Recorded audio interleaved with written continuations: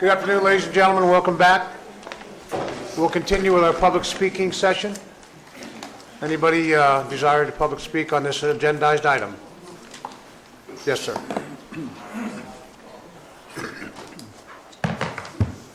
Good evening, gentlemen and ladies. I know this is a tough job, but I certainly appreciate all the listening that you've done. Hopefully it's helped.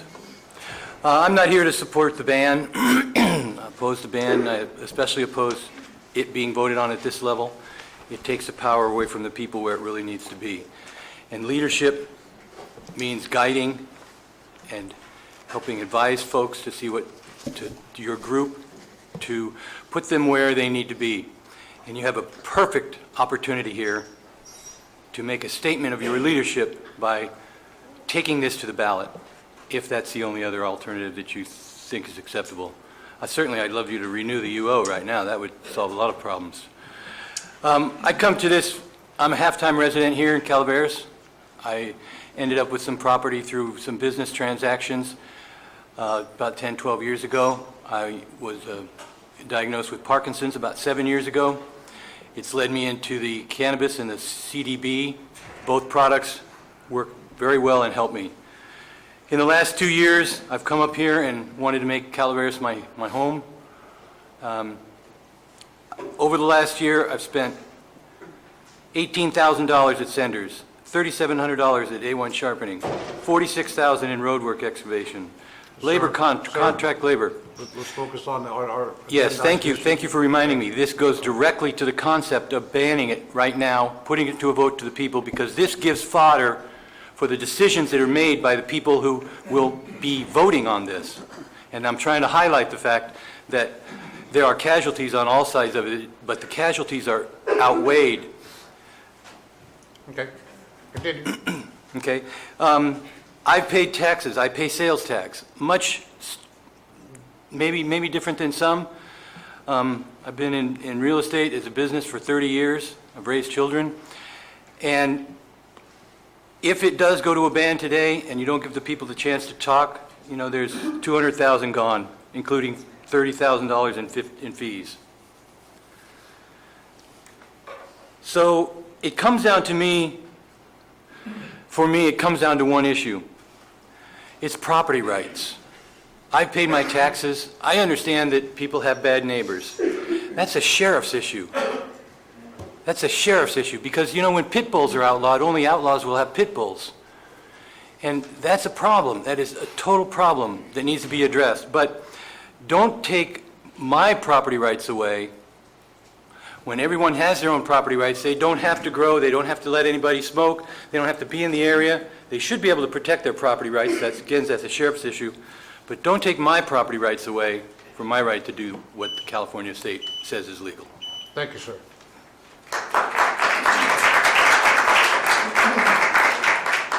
Hello, Board. My name is Brett Gonzalez. I'm the other co-owner of Rolling Hills Bookkeeping. Something that keeps jumping out at me with the ban petition is that petition went out gathering signatures to put it to an election, and now the idea of pulling that off of the people's vote seems pretty reverse to me. From my standpoint, I see economic numbers that most don't get to see as of right now, with the millions of dollars that are coming into our county and bettering our county. The 50 to 75% passage rate for our registrants will bring in tax dollars of $11 to $17 million alone. Their money is not just circulating within our county, it's coming from out of the county and being added into this county, which it desperately needs. What I would say is this ban does not just ban cultivators. It bans all the businesses that are involved, whether it's businesses like my own that have been brought here by it, or the businesses that have been allowed to survive because of the monies coming in. Right now, we're faced with the problem of either to ban it or to regulate. By regulating, we're going to increase the tourism again because money is brought back in. Storefronts are opened back up. Property values are going to raise. Schools will be better funded. More children will be brought in, which then will bring in state funding. Or we ban it, and Calaveras is going to continue to go on its downward course. And again, storefronts are going to start to close, and it's going to put us into a situation where we cannot rebound from the deficit, which this is one of the only industries right now that offer a financial impact that it does to bring this county back. So I urge you, let it go to the voters the way it was intended to by both sides, and let the people speak, please. Thank you.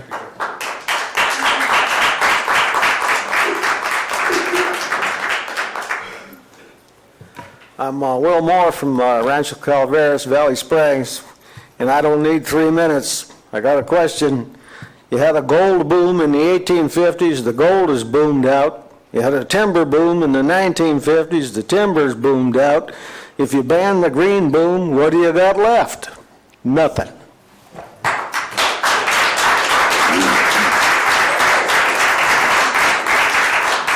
Okay, I'm going to take just a quick second here.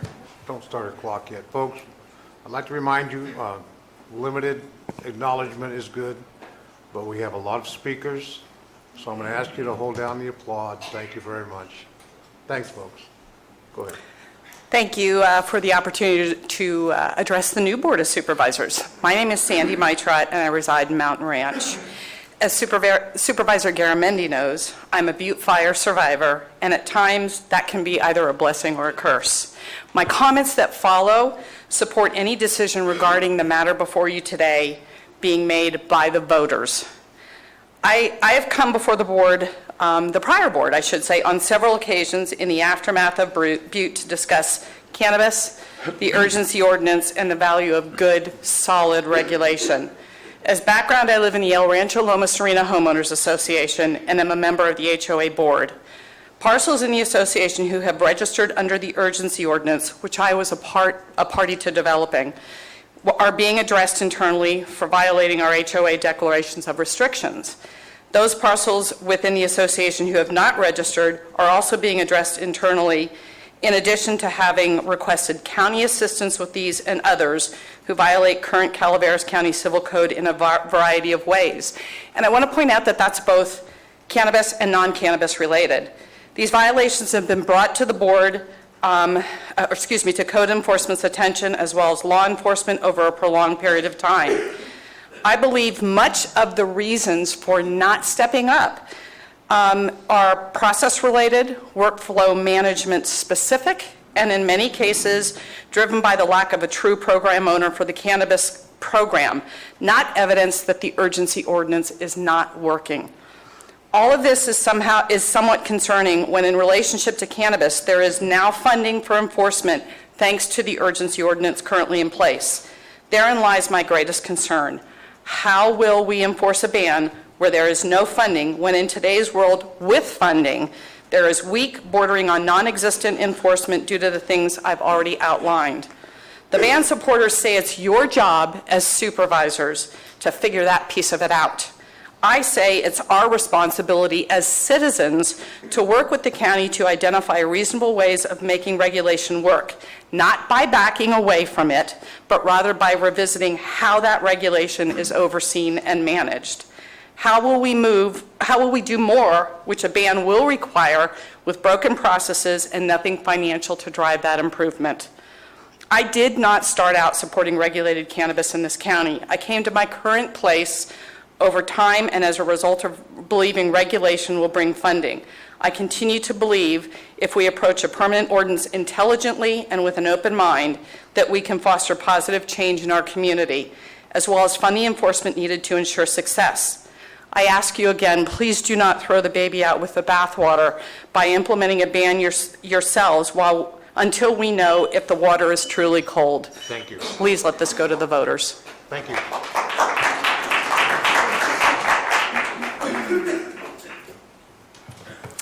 Hello, I'm Jed Richardson with Mountain Ranch Realty. I'd like to share a little bit of some statistics that might be helpful in determining the economic impact of this. So there's been a 32% reduction in the number of properties sold, land sold throughout the county after implementation of the urgency ordinance that are 2 acres or larger. And so we have effectively stopped the land rush with the urgency ordinance. But I'd also like to point out that in the 8 months prior to the urgency ordinance, there were 1,056 properties sold at an average price of $246,000. And in the 8 months after the passage of the urgency ordinance, there were 1,098 properties sold with an average sale price of $273,000. So that represents about 11% increase in average property sales price in the 8 months after the urgency ordinance. So it doesn't support a reduction in value due to cannabis cultivation. So what I'm actually most concerned about, and I hope that the board can address it in the election for considering the ban, is the economic impact. And I really do feel that there needs to be some sort of study that looks at that. So once we have a ban, it could potentially open the floodgates again. Yes, it would be illegal, but that didn't stop the people for the last 30 years in coming in here. It's only going to throw out the good people and bring in the cartels. It's going to potentially lead to huge environmental issues. So all these 700 commercial grows can no longer operate, and they're the ones that registered, so potentially they'll be leaving. There isn't any guidelines for remediation of those properties. So that could lead to environmental damage. It's going to flood the real estate market with low-priced properties, which are going to bring down property values throughout the county. It's also going to squander the uncollected Measure C funds, which are critically needed for county infrastructure and programs. So I'd strongly urge you to do some sort of economic impact study and perhaps even an environmental study to assess the full impacts of a ban. I think we should all vote on it. I think we all agree on that. But we have to have the facts before us to make the right decision. Thank you. Thank you.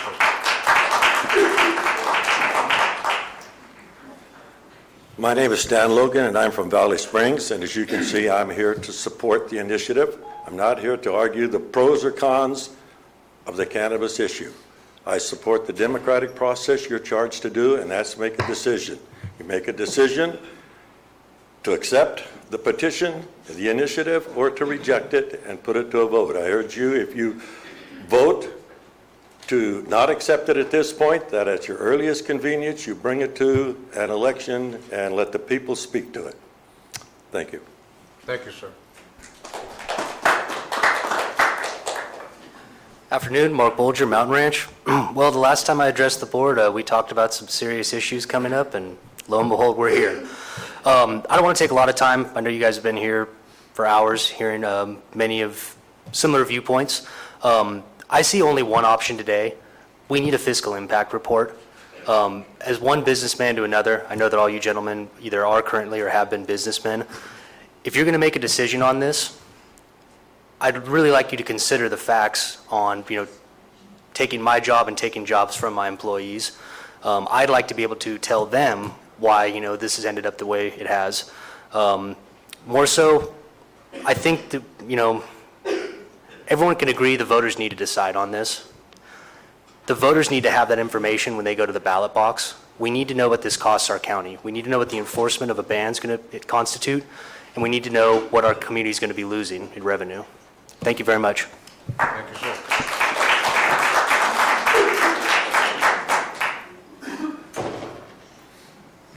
Afternoon. My name is Louis Larson. I was a narcotics officer for the County of Calaveras for quite some time.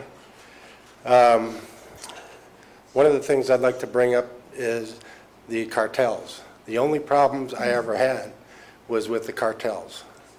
I ran across guns. I ran across all different types of problems with the cartels. Now, if you go with this ban, that means no money for the county. And that means no enforcement for methamphetamine labs, which are huge in this county. We need to be concentrating on methamphetamine labs, not marijuana. Thank you.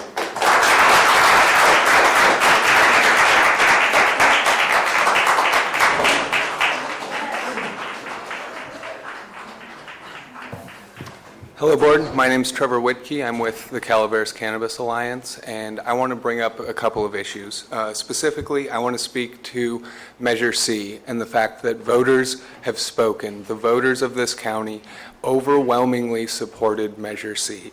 The 67% of the entire county voted for Measure C. On a district-by-district basis, 65% of D1 voters voted for Measure C. 69% of D2 voters voted for Measure C. 70% of D3 voters voted for Measure C.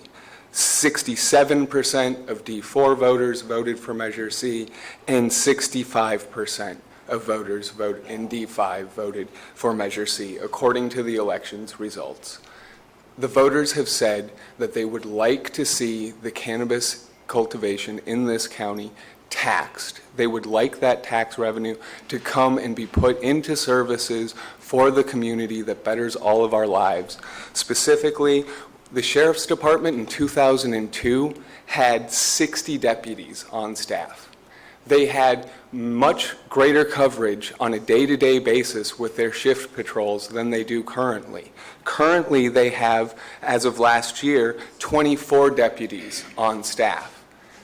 This is a serious public safety issue that can only be resolved by Measure C tax revenue. And the decision to adopt the ban today would eliminate all of that revenue. It would ignore what all of those voters have said, the 67% of voters in this county who have said that they want this money raised and brought into the county coffers. Their voice will be ignored if you adopt this today. At the very least, you should put this decision off to the voters and let them take another chance at this and decide whether or not they want the tax money that they've already said that they want, or if they'd prefer the ban. The other option you guys have is to look at an impact study, fiscal review. I think that that would be in order considering the unknowns and the variables that we're dealing with. It is important that we go forward knowing the facts and agreeing on the basic fundamental issues in front of us. So, as a CCA board member, I ask that you review the proposal in front of you and have county staff go back and look at all of the actual impacts and consequences this will have. As a voter, I ask that you at the very least put this in our hands, because this is an issue that we should be deciding. We've already come out and said that we want this tax revenue. If you are going to take that away from us, or if the possibility is there, put that in our hands. Thank you.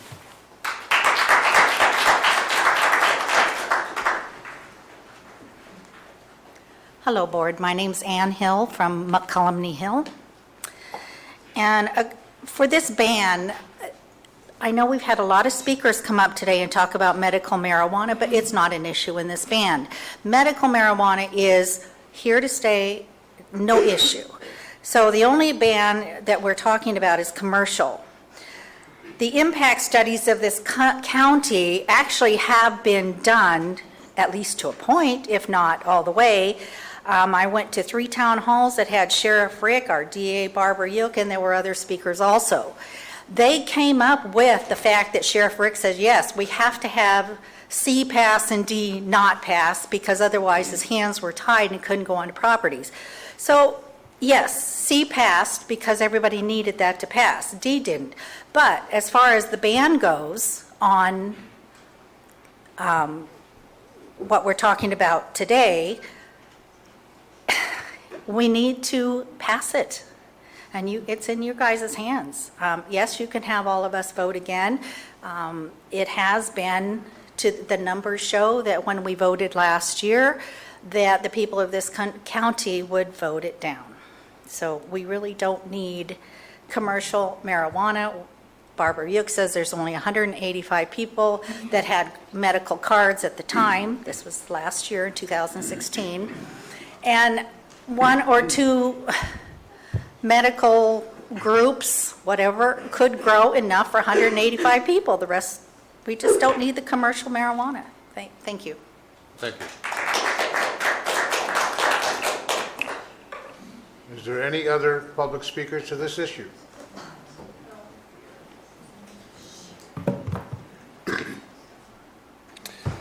Kaz Tomaszewski, Calaveras Cannabis Alliance. It has been said today that there is enough evidence of public support for the ban to justify this board adopting it. I challenge that interpretation. One point made is that Measure D failed and that this is evidence that the people don't want regulation. However, the pro-regulation community was not united on Measure D.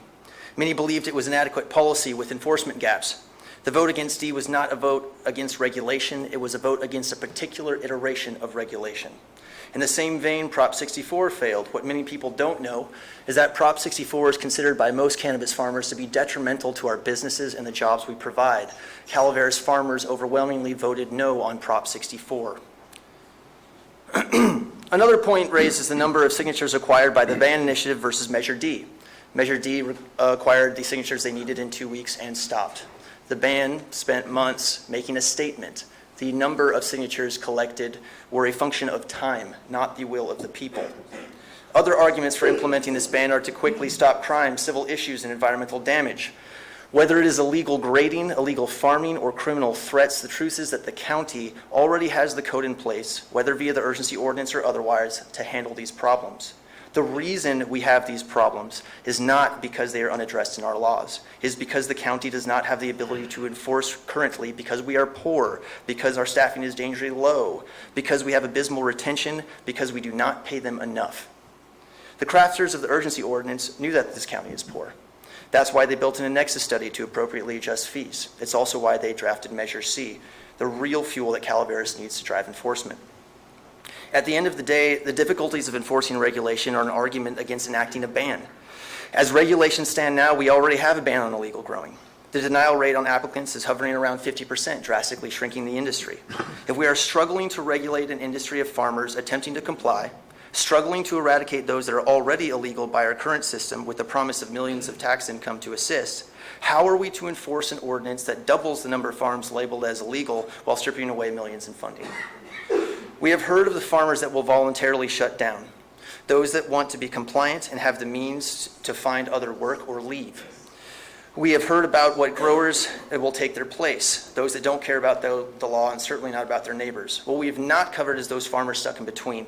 The farmers that have no other trade to fall back on, that have kids to feed, that have no access to unemployment, no access to private loans. These people will have a choice: feed the family via legal enterprise or have nothing. Many of these people will do so reluctantly.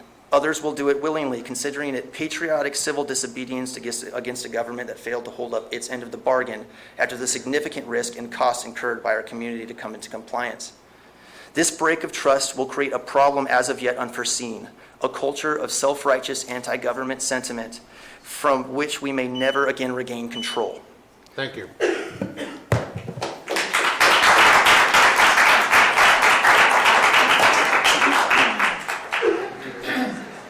Mike Falvey, 40-year resident of Mountain Ranch. I know this is divert away from the subject, which I'm supposed to address, but I did want to compliment Mr. Tomaszewski on his red flannel shirt. So.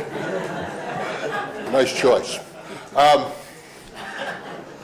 We're here to address your vote on the ban, which is what I'm addressing, but the first thing I am going to point out, it is tied in with the vote. And I haven't heard anybody talk about quality of the product yet on this issue. Calaveras County is well known, and specific areas of it, Mountain Ranch, Railroad, certain points of West Point, are known as some of the best putting out some of the best product in the country, if not the world. Now, you're telling me if we pass an unenforceable ban, we're going to stop entrepreneurs from coming up here and growing this great crop, which they can grow in Calaveras County's environment, one of the best places in the country? So that's number one. An unenforceable ban would not stop those folks from coming up here, cartels, criminals, you name it. So that's that. I don't know so much about having fiscal studies. I don't think we have time for that. I think it would take too long, i.e. the general plan. I think what we do need is we need some enforceable legislation. I'm not talking about something that treats all the residents of this county the same. I'm not talking about Prop D. That was poorly written. I'm talking about sensible regulation. Very sensible regulation. And we need strict regulatory taxation of the product. If they want to grow it here, fine, but you're going to pay for that privilege. And finally, we need, well, it isn't finally. So I'm saying no ban, renew the urgency ordinance, and enact strict regulation and do it quickly as possible. I know you can't get it before this next growing season, but we have to have it done quickly. And finally, we must have, no matter what we do, we have to have enforcement. We don't have enforcement now. I don't care what the urgency ordinance says. I know we don't have enforcement. So we need strict enforcement, stricter taxation, and even stricter regulation. Thank you. Thank you.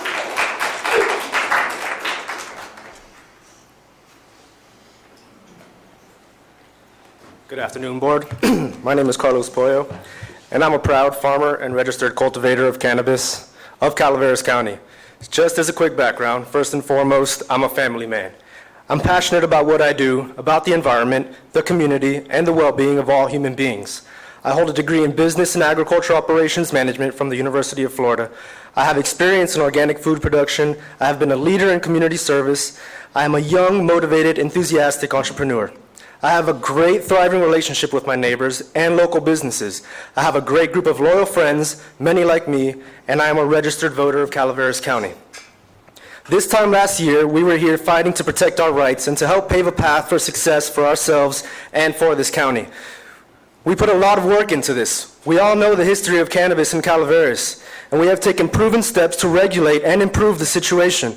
We had a very productive year since the adoption of the urgency ordinance, with over 700 registrants, relationships built with county and enforcement officials, environmental assessments, and remediations made, responsible growth, less crime, and a general unveiling of the good people whom this industry represents. The urgency ordinance, if you all remember, was designed to be a first step towards a permanent ordinance that was at the time already in the works and awaiting a county-wide environmental assessment. I'm currently unaware of where that stands, but was given the impression that that was being worked on and would take 6 to 12 months from the time of the adoption of the urgency ordinance. It is a complex issue, but we have made huge strides in regulation. The job just isn't done yet. We are relying on the board to help us finish the job, not to come in, give up, and disgracefully throw it all away. We understand the concerns of the proponents of the ban. Law-abiding growers share many of the same concerns. We want to gain control of our county. We're working on it. The urgency ordinance is not perfect. It's not meant to be long-standing, but we understand the natural order of things, of push and resistance. It is a necessary part of democracy. The pendulum swings. As we gain momentum, they push back. They have a necessary role to play, and we appreciate their filling it. They spent much of the year sitting outside of local businesses, gathering signatures, while us farmers were working tirelessly and taking steps to comply with the regulations put in front of us. Their first attempts for a ban initiative failed. They finally got what they needed to put a ban on the ballot. On the ballot, after several months of sitting outside of these grocery stores. These signatures were given not to ban commercial cultivation, but to put it to a vote of the people. It is your job now to ensure that the democratic process is upheld. A vote of the board to enact this ban today would be an irresponsible move and would have hugely negative ramifications, effectively resulting in all of the things that nobody in this room wants, including the proponents of this ban. We've been through them. This is a poorly thought out initiative. It is driven by ignorance, deceit, pride, and old school of thought. Thank you, sir. Thank you.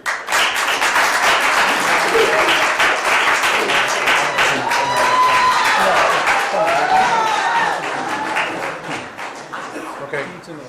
We have a point of order. Supervisor Mills? Yes, for those that are speakers, please don't thump on the podium. It feeds back into the mic, and you cannot believe what that sounds like. So, I understand the passion, but please, don't thump on the podium. Been a little bit of emotions in here today. No problem. I'm Bob Bowerman, District 5. I was home this morning watching this on the live feed, and I'm recovering from another surgery, fourth one heart-related in the last year and a half, and a little bit of pneumonia.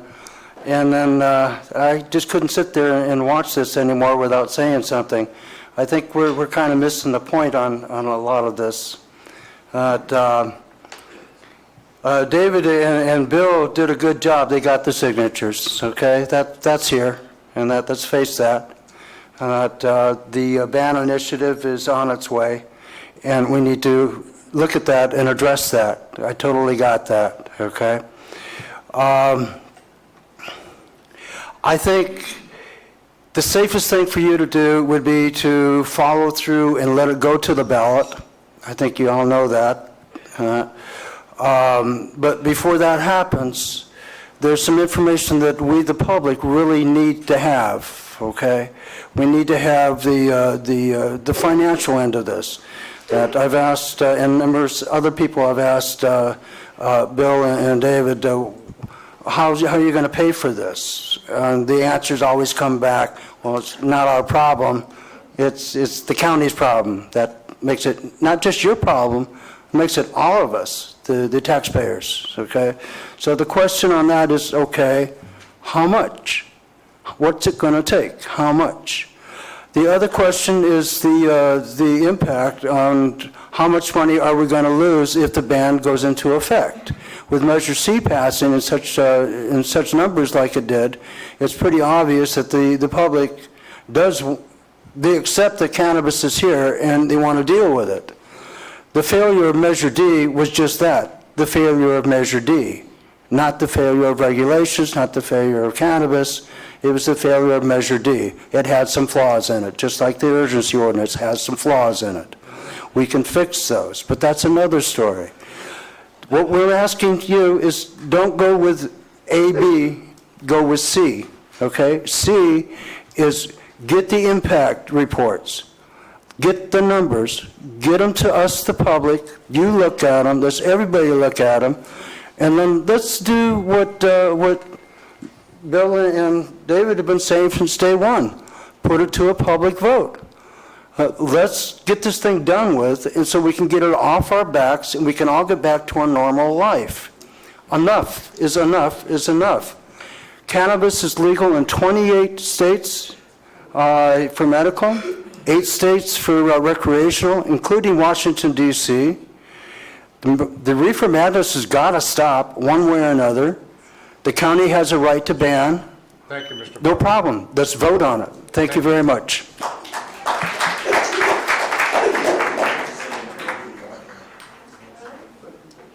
Any other public speakers? Yes, sir. Thank you. I appreciate the time.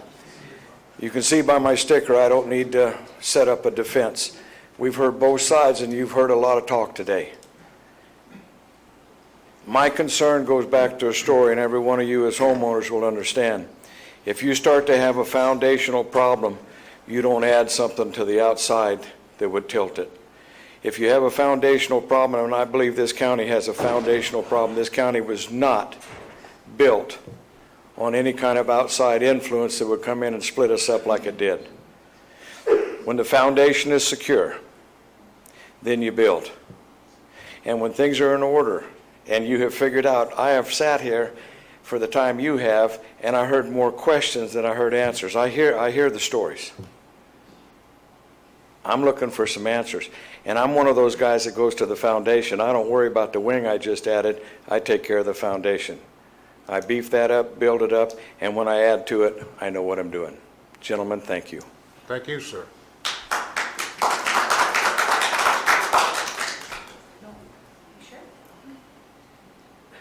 My name's Folks, I want to remind, we have one trip to the speaker podium during each individual agenda item.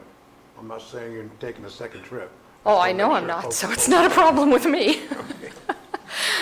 I've been here before, but it was months ago.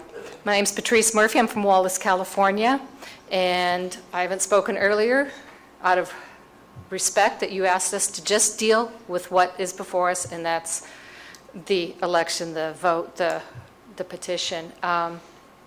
And I think the people have spoken. You got enough required signatures for this to be an issue to be voted on. Obviously, there's enough people that are concerned and want this ban.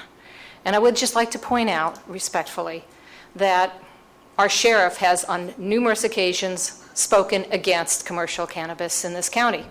And he's the one who has to deal with all the repercussions of it. Thank you for listening to me. Thank you, ma'am. Hi, Dina Morris, and I prefer not to say where I'm from, and there's a reason for that. The grows around me, as you probably already know, are not nice growers, and they are registered, and regulation is not going to remove them. They know how to walk a fine line and stay in place. So I think first and foremost is public safety. And with this regulation in place, we are not safe. And there's many, many, many more people out there just like me. But they're a little smarter. They don't put their face out there. And they don't come up and tell their stories like I have. So what I'm asking you to do is make the tough choice. The toughest choice you'll probably ever make in your life. And that is adopt the ban today. We need to stop the madness, the mayhem, the crime, and all the negativity that has gone along with this regulation that was poorly written. We need to enact a ban today, and then you, as a board, can rewrite the ordinances. Take your time, get the studies done, get feedback from the public, get your information together, and put something in place that keeps the public safe, first and foremost. Thank you. Thank you.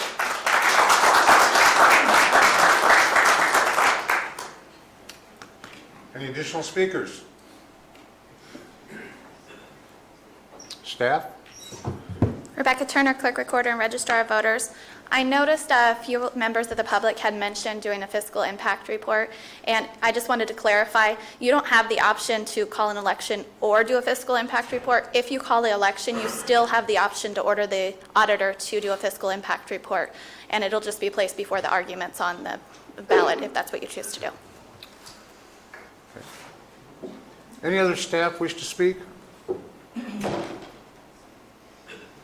I'll bring it back to the board for board comments, questions. Oh, I'm sorry, Mr. Fry. I didn't get a chance.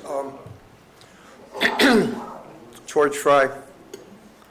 I had a career as a parole agent for the state of California for the Youth Authority.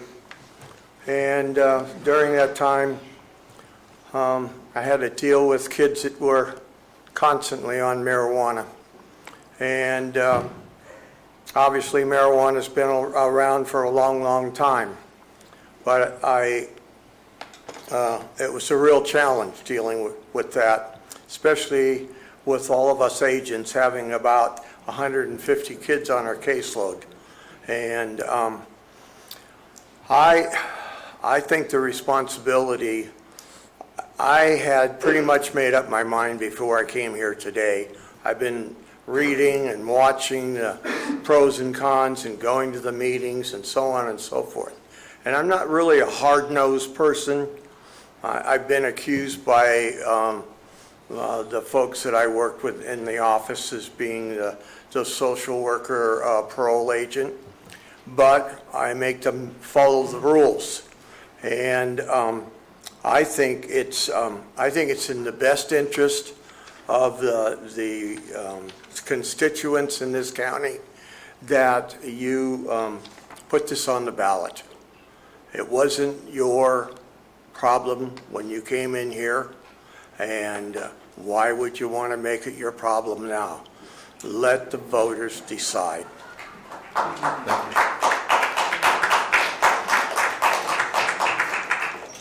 Last call. One, yes, sir. Good morning, gentlemen, ladies. I wasn't going to speak today, but I decided after listening that I had to say something. In response to this gentleman right here that spoke about children and smoking marijuana, I must say that I was smoking marijuana back in the 60s, and I was growing marijuana back in the 60s when it was illegal. if you got caught with a plant, you were cultivating marijuana. So it's not going to go away, and it doesn't matter whether we grow it in this county or we don't grow it in this county, it's still not going to go away. Now, I would like to point out something else that I heard this morning from a lady when I called down here, and she said that there are approximately 15,000 voters registered in Calaveras County. I'm assuming that that's correct. 27,000. Oh, better yet. 29,000, even better. Okay, that's my point. My point is that these people that wanted to ban marijuana got 5,000 and some odd signatures. Well, then they discovered that of those 5,000 plus signatures, that only 4,000 plus were valid. So I guess the question in my mind is that you have 4,000 signatures, but yet you have 20 some odd thousand registered voters. How can you possibly take this ban and implement it when you have only 4,000 people that are for this ban? That does not make sense. So I guess the question in my mind is that you must put this to the vote. You must. Because if we've got 29, 25, 20, 30,000 voters and only 4,000 of them want the ban, well, gentlemen, then it tells me that we know the results of what the actual vote will be. So that's my one point. In addition to that, I'd also like to say that I am a registered voter in this county. I've lived in this county in Murphy's for over 8 years now, and that this is a very poor county. And you had over 700 people pay $5,000 a piece. That's $3.5 million that you accumulated in your coffers. Excuse me, but this is a poor county. You need this money. Now, yes, there's some problems, but we can implement how to fix those problems. The point is that there's an incredible, huge amount of tax money available to you by letting these people cultivate in this county. Thank you very much.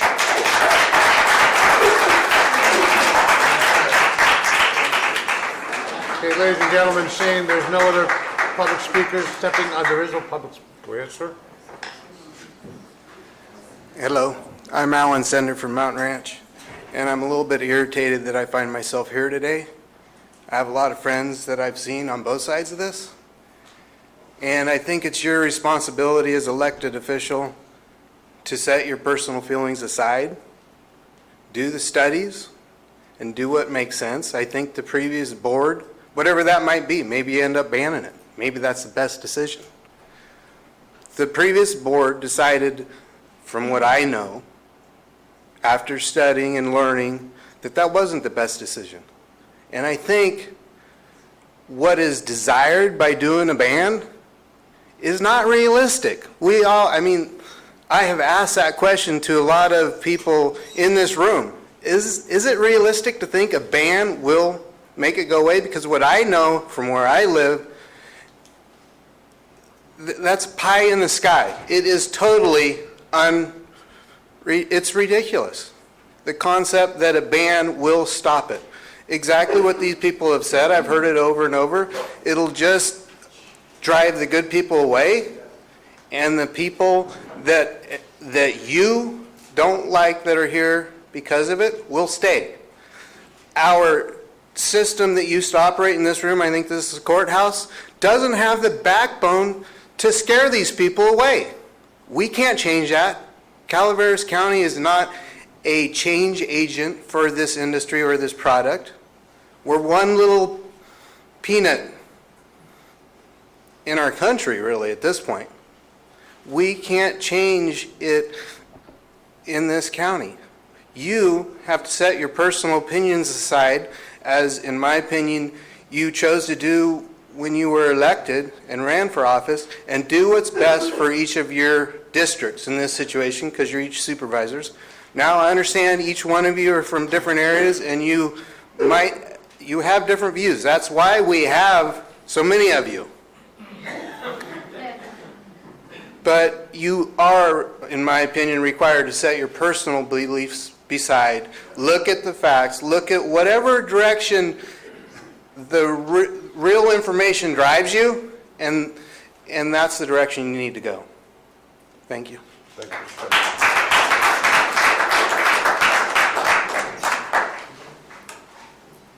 Yes, sir? Good afternoon. My name's Bill Schmidt. I actually own Mountain Ranch Realty. And we lost our home in the Butte fire. We have lots of empty space out in my neck of the woods. And I guess I'm just here to say, you know, it's nice to put an initiative on the ballot. It's nice to collect signatures. Let the people do what the people are supposed to do. This is not up to you to enact a ban today. If you do, you're allowing a very small percentage of the voters in this county to dictate policy. So I would certainly hope, but I've been wrong about Calaveras County politics since 1972, so I would certainly hope that you put it on the ballot and let all the voters decide what's going to happen. Thanks. Thank you, Mr.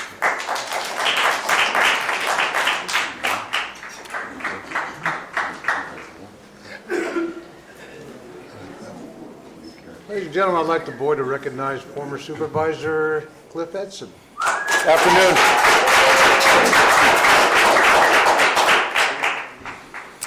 So I've sat here all day and listened to this, and sounds like kind of like deja vu. I've heard it all before. If you think that we didn't go through a lot of studies trying to figure all this out to make right decision, then you're selling us short.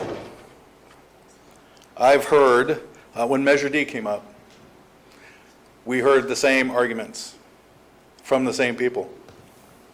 Mr. Edson, could you address the Sorry. microphone? Yeah, I forget to follow my own rules. So there were people that came up and said, you got to put Measure D out to the vote of the people.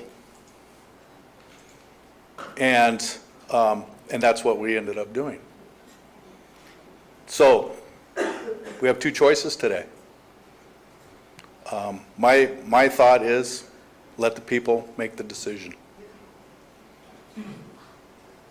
Because you're dealing with lots of people's lives and livelihoods. So I've been a business owner in this county for about 13 years. I've watched it deteriorate. We've taken everything out of this county that could support businesses, young families, working families. And, you know, I'm not saying that this is the all answer. But I'm saying let the people decide, because that's who's the ones that's going to live with it. All right, make it easier on yourselves. Let the people decide. Thank you.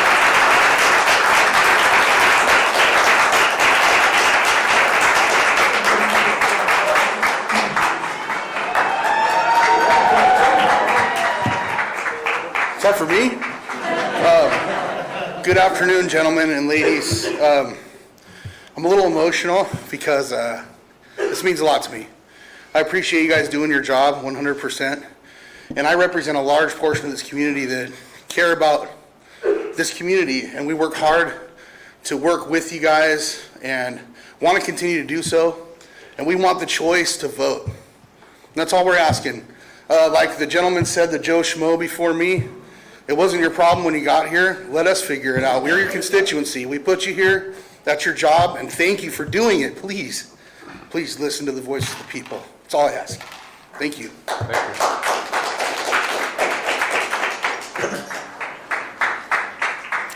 Hi, I'm Norma Green, and I'm from District 2, and I'm very emotional too right now because I just heard Cliff Edson say to let the people have a say. However, when they ushered the urgency ordinance in, the people had no say.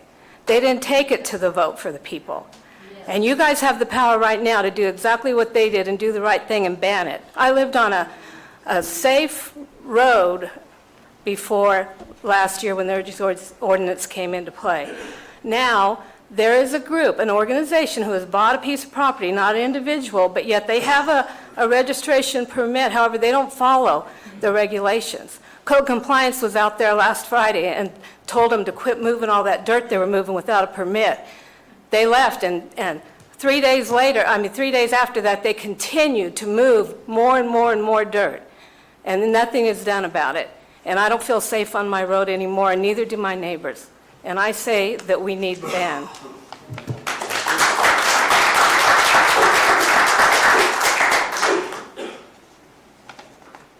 Well, last chance. Board, ladies, my name is George Hurley, and I live on, I'm not ashamed to say it, Cave City Road. I know you've heard this a lot of times before, but we have at least 9 commercial grows on our road, and our road is not very long. We have a lot of elderly people that are absolutely, have not heard this too much today, but are really afraid to absolutely walk the road anymore because of these growers. They've got pit bulls, they've got all kinds. I know what people are going to say. That's the sheriff's responsibility. That's the SPCA or whoever. But I've owned the property since '80 and lived up here since 2002. I'm a little nervous now, excuse me. But I've watched this insidious traffic on our roads. And even though marijuana is more or less legal to do now, that's why we're here, is that all hours of the night there are these trucks, motorcycles, loud noises. And I mean, they're scared to even move around in daytime. They move around always at nighttime. And I'm telling you, there's a guy up the street from me had I'm exaggerating, about 8 cars got into a beef with one of these marijuana guys, and he broke out every one of his windows on those trucks and cars.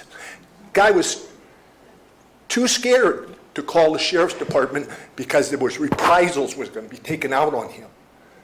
And that's why I am definitely want this banned.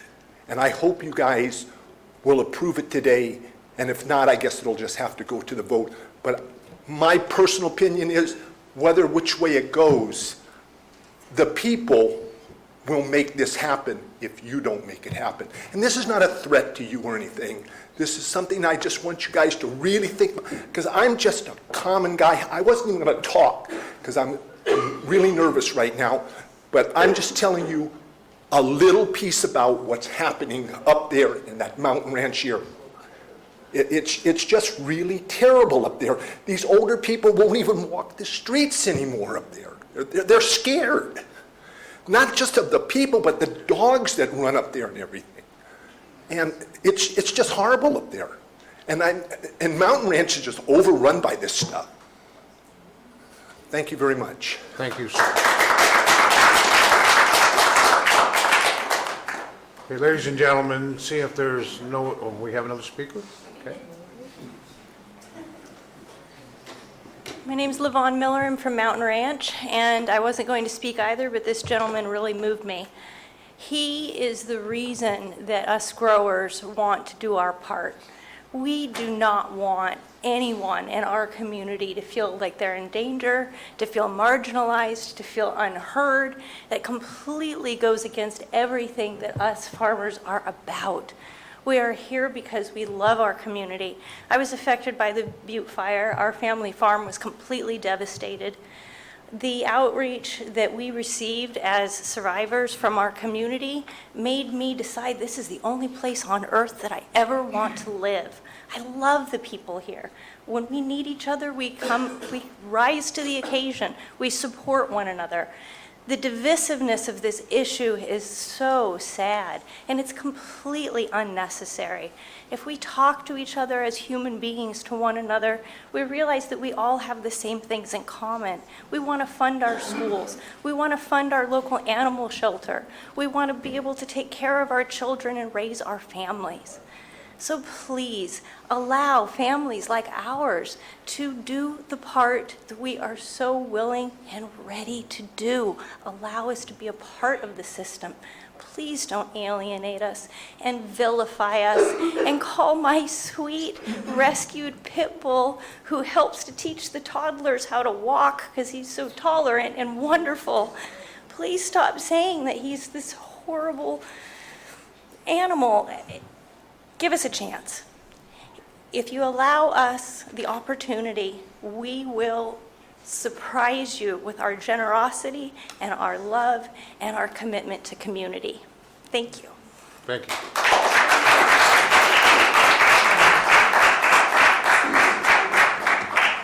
Okay, ladies and gentlemen, seeing there's no other speakers, I'm going to bring it back to the board for comment and questions. Any board member like to lead off, please? Supervisor Clapp, we'll start on your end if you'd like. I guess so. Well, my department always sent it to Caesar, and let him hatch it out. But I have a pot farm that's legal next to me. Oh, Mr., speak into the microphone for us. Excuse me, guys, can you hear me? There you go. Yeah, now. Anyway, I'm gonna send this out to Caesar, let Caesar put a judgment on it. I have a pot farm next to me, it's legal. And what you guys are saying doesn't represent the pot farm that's next to me.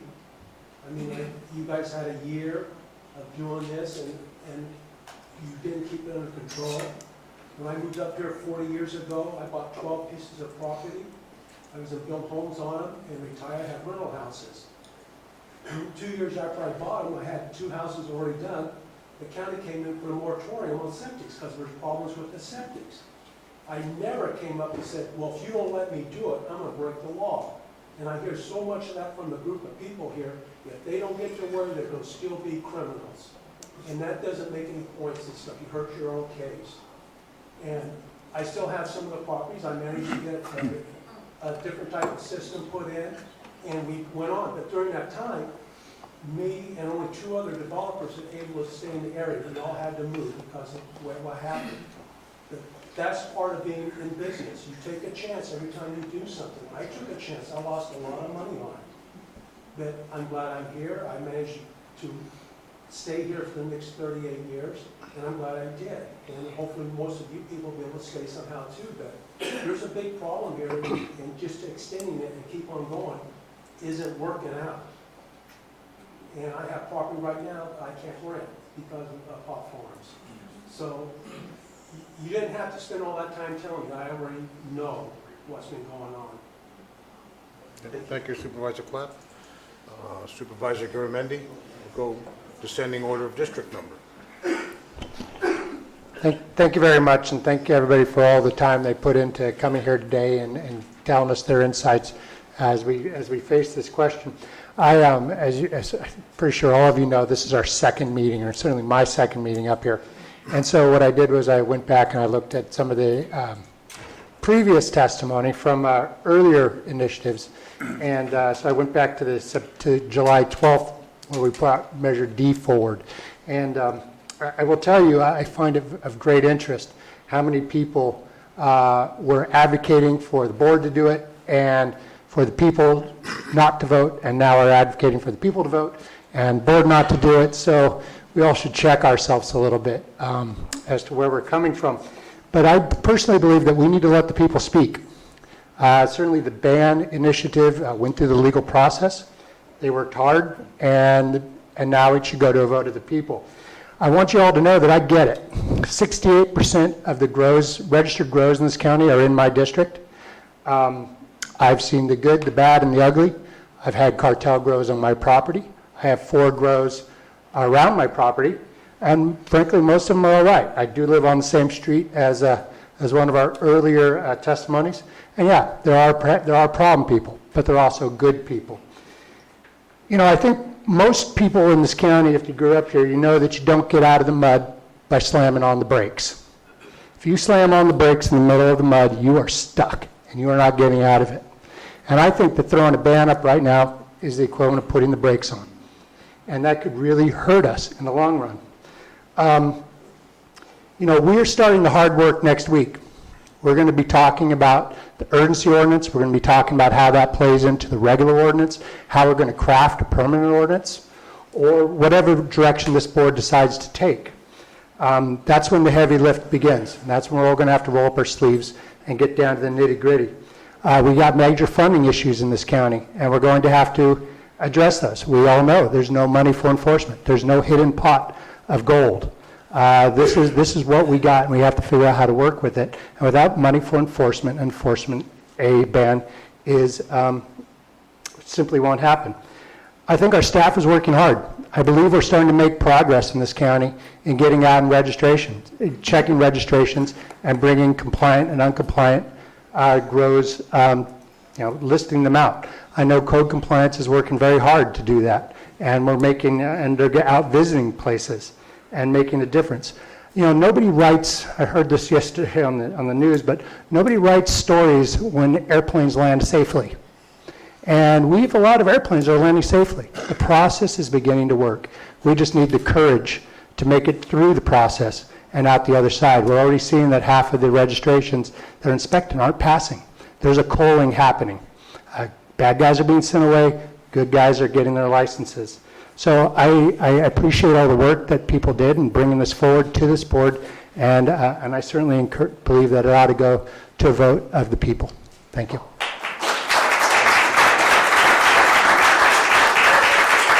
Supervisor Mills? We've been listening so long that it's almost like, do we have our voice yet to be able to talk? I would like to remind the audience that with the urgency ordinance, please remember that the county, even by normal own website, says we were in a state of pending. We didn't have anything. And until permanent regulations come about, it is equivalent to speculation. Land speculation, business speculation, call it what you might. In talking with our staff, my best way to explain it is they're exhausted. We've become almost a sore thumb to our neighbors, our neighboring counties. But they've banned it. They've survived. Everybody keeps repeating this. How are you going to pay for it? Folks, I've come from a big business scenario. I understand how to pay for stuff. So that argument isn't going to fly for a minute with me. Please remember, I don't live in a vacuum. When I ran for this seat, I walked to the doors of 4,300 voters. I held events prior to June. I held 3 town halls in my district between June and December. And I won in an unprecedented landslide against 2 opponents. But I've spoken with the leaders, both in and out of our county. Water agencies, road districts, fire departments, school boards, law enforcement, civic, community leaders, including even our county staff. I remember, if you were here, I was here too when the urgency ordinance was being adopted. And no, it didn't go to the voters. 4 supervisors decided our fate. We were elected to decide all issues because remember, we are a representative republic. We don't push the hard issues off to let other people decide. We are here to take care of all of them, not just the easy ones. There's something I'd like to remind everyone, and it's an inconvenient truth. And that is when we took our oath of office, for those that have taken that oath, it says that we are bound to do what? Protect and defend the Constitution of the United States first, then the Constitution of the State of California second, against all enemies, foreign and domestic. Yes, there is such a thing as a domestic enemy. Federal law is clear on this matter, and it cannot be usurped. And I refer to Article 6, Clause 2, Section 2, regarding the Treaty of 1961, and it has stood the constitutional test regarding marijuana. Please remember that the Controlled Substances Act of 1970 was passed by a democratically controlled Congress with only 7 dissenting votes. And that's the regulations that put in place a mechanism necessary to enforce the Treaty of 1961. Now I ask you all that if you want a chance to amend this treaty, then do one of 2 things. You can either go and get 2/3 of the Senate and a President of the United States to sign off and get rid of it, or you can call for a constitutional amendment to get rid of it. Those are the only 2 options because that is supreme law of the land. And for that, I will stand on my oath. Thank you.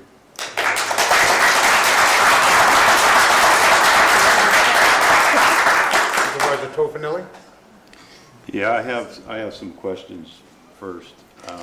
But first, before I ask the questions of County Council, I want Supervisor to thank Kelly. everybody over the course of the last week that sent, I'm Speak in the sorry, microphone. that sent Thank you.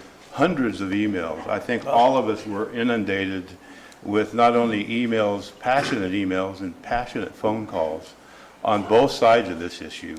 And it took quite a time. I did read all of them. I want to tell everybody that I may not responded to all of them, but I did read all of them. And I did listen to the messages on my phone. This is an issue that's before us, like Supervisor Garamendi stated. This is our second meeting as a board here together. And it's a large issue in this county, and it's been a large issue in this county for some time, building up to this. The people that gathered the signatures were very passionate. They spent a lot of time out there doing this. They're to be commended by using the democratic way and our process here in where we live, in the land that we live, to do so, to be able to get this on to the board or even on the ballot. So they are to be commended for their work. Thank you. But I do have some questions regarding it as we go forward.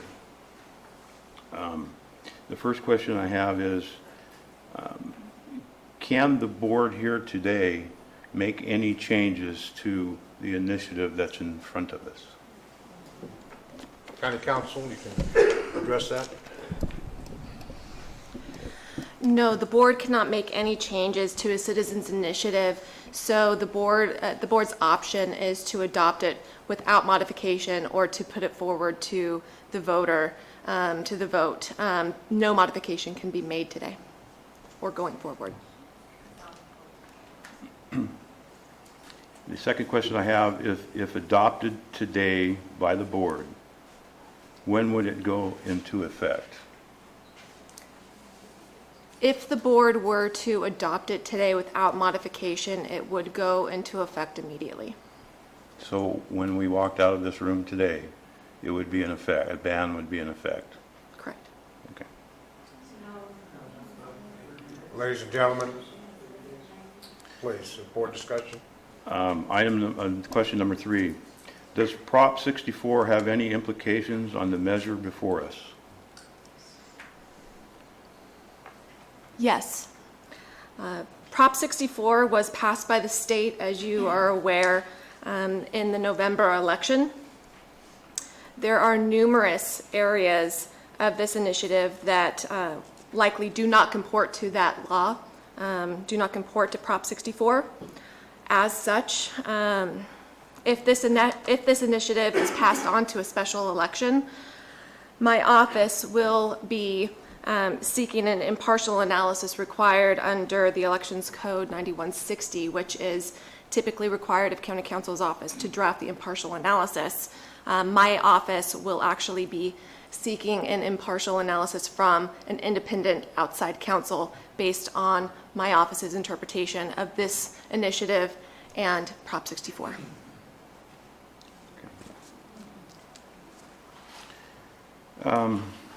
Next question is, if the board elects to move it to an election, what can be done in the interim to stop growing? If it is passed on to an election,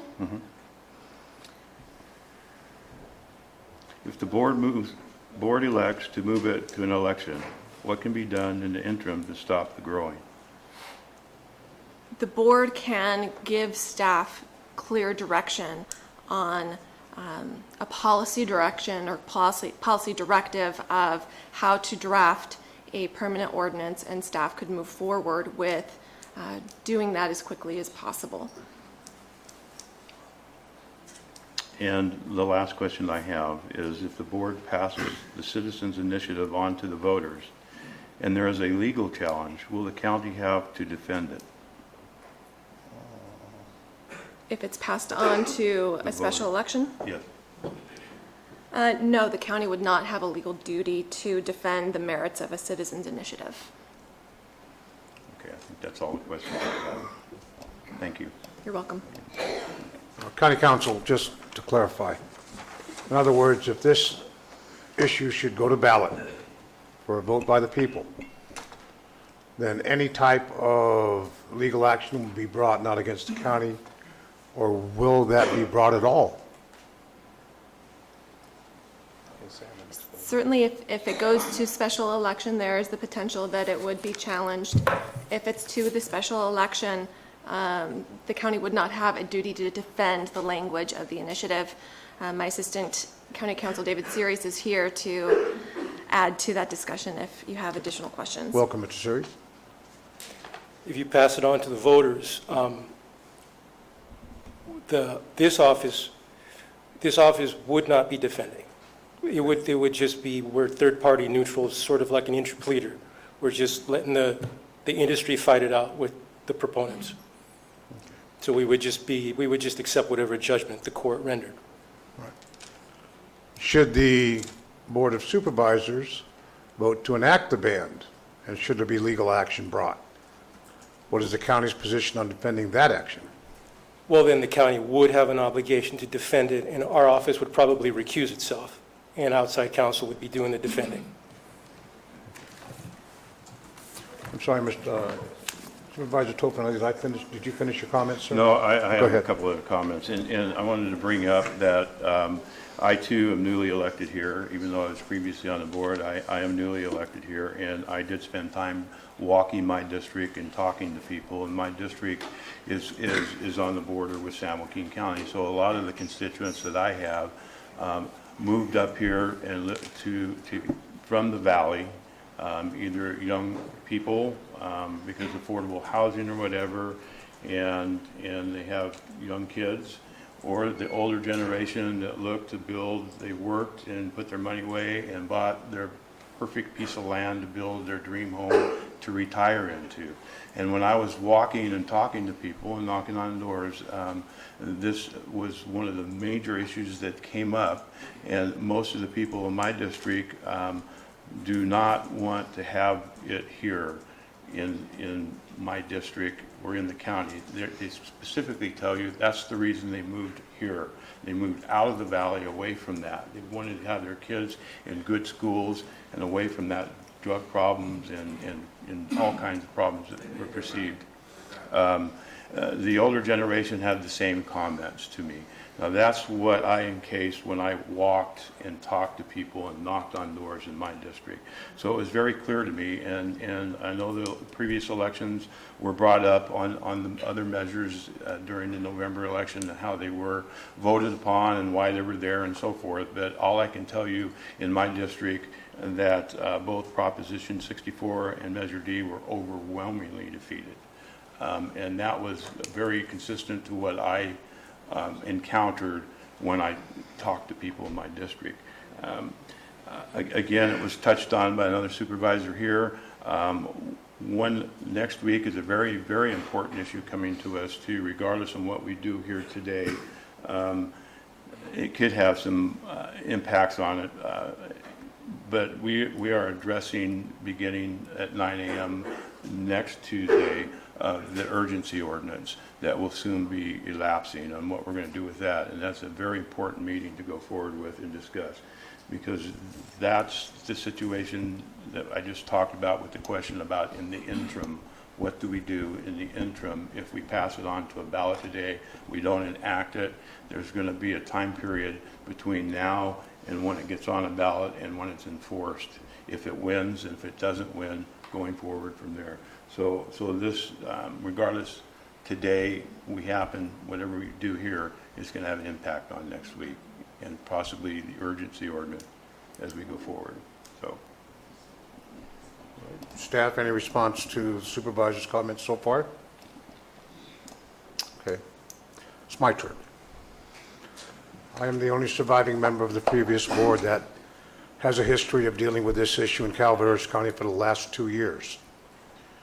I must say, my personal opinion on this, and personal bias, if you will, coming from my background in law enforcement, and seeing not only what happens in Calvados County, but in other counties and other cities. I put those bias and opinions aside. I have to. When you elected me to be your representative in District 3 and a member of this board, I made that commitment, which I still hold true. I also hold the position of my office and the oaths I've taken in my life with the Marine Corps, the police departments, and the sheriff's departments, and most importantly, the oath for this office. And that oath was to defend the Constitution of the United States and to be the voice of the people. Not to speak for the people, to be the voice, to listen to what that voice says and make sure that voice is placed in the proper position in situations like this. So having said that, this decision belongs in the people's hands, not in my hands, not in these 4 supervisors' hands, but the people's hands. But I want you to understand, it doesn't change my position on marijuana. But the vote of the people takes precedence over anything that comes before this board in this situation. That's all I have. Any further comments by the board? I just want to say one other comment if I can. Sure. It's a tough situation here that we're facing today on what to do based on some knowledge that we have as a board on what to do going forward. And again, I agree with the comments from Supervisor Oliveira and Mills about defending the Constitution and what our duties are, what we're elected to do and uphold. So I just want to make those comments. Thank you. No further comments?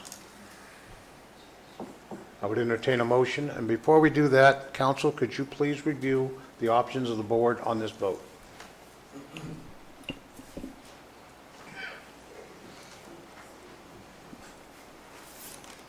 Your options are, number 1, to send it on to the voters per the recommendation of the elections official. Option number 2 is to adopt the current citizens measure whole cloth, no change, outright, goes into effect immediately. Option number 3 is to ask for a report that could include dealings with financials, but as Becky mentioned, asking for a report may cause delay and may cause significant cost to the election and push it back several months. Okay, so I would ask that we design the motion to reflect those options. I wanted to add that if you call the election, you can still request a fiscal impact report by the auditor. So you can do that as well. I didn't understand you, Ms. Rebecca. You can call the election in addition to asking the auditor to do a fiscal impact report. Okay. And So at this time, I would entertain a motion to accept the ban initiative as presented. Do I have a motion?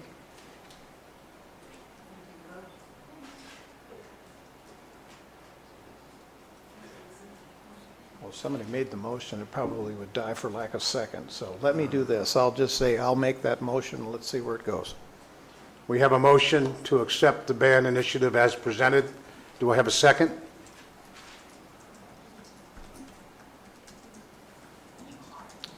Hearing no second, the motion fails.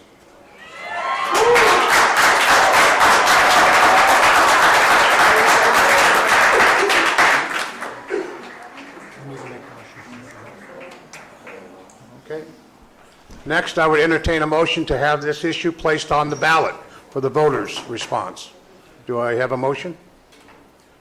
Go ahead. Mr. Chairman, I'd like to make the motion to have this initiative sent to the voters, and I'd like to amend that motion. I'd like to also add to ask the auditor to make a financial impact for said ballot. Okay, does everybody understand the motion? Sorry, forgot about the microphone. The motion was to send this initiative to the voters for an election, for a special election, and in addition to ask the auditor for a report on the fiscal impacts this will have on the county. Point of order, I don't think you could make a motion that has 2 issues in it. Counsel? Certainly, the motion is the motion. You can have a multi. What would the cost of that be by adding that to the... Before we go into that, Supervisor Clapp, let's deal with the motion.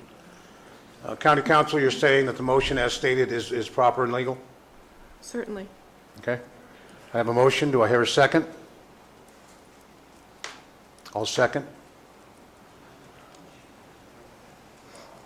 Do we have public comment? No public comment? I think we had a question, though. We do have a question. Go ahead. I want to know what the extra cost would be by doing the study. Yeah, the study on it. By adding the fiscal impact Yeah, onto that. study on what the cost of that study would be to include it. Yeah, I'd like to know what that is. Do we have that information available? That impact would fall on the auditor's office. I'm not aware of what the financial impact of her doing a financial impact is. And what is her timeline? Her timeline, again, is required by how many days? We put in, if you February 2nd? If you call the election today and essentially approve the resolution that was attached to the item, the dates for the financial impact to be due back or to our office, because the financial impact report would be for the voters themselves, is February 10th. February 10th. Okay, February That 10th. won't delay the mail out? No. It would be. Would that then not be included in the mail-out? It would be included as part of the election. When we mail out the arguments for both sides, the financial impact would be included at that point in time. So the county information guide for the voters would include the financial impact report. But it would not delay the It would not delay the election. And that election date would be the mail election of May 25th, I believe, May 3rd? May 2nd was May the date 2nd? set out for the all-mail election. Okay. Does that answer any questions the board may have? Do we need public comment? No. Then I would call for a vote. All in favor of placing this issue? We haven't had a second. Yeah, I second. You have a motion. We have a motion, Oh, and I second it. Okay? The chair can second. okay. I didn't hear a second, sorry. I'll say it. Second. All right, ladies and gentlemen, seriously, we're called for a vote on the motion to place this issue on the ballot for the voters to decide whether or not to adhere to the motion as stated by Supervisor Mendy. All in favor, please indicate by saying aye. Aye. All opposed by saying no. I'm sorry, I didn't hear any noes. Do we have 5 ayes? Motion carries unanimously. Will be placed on the ballot.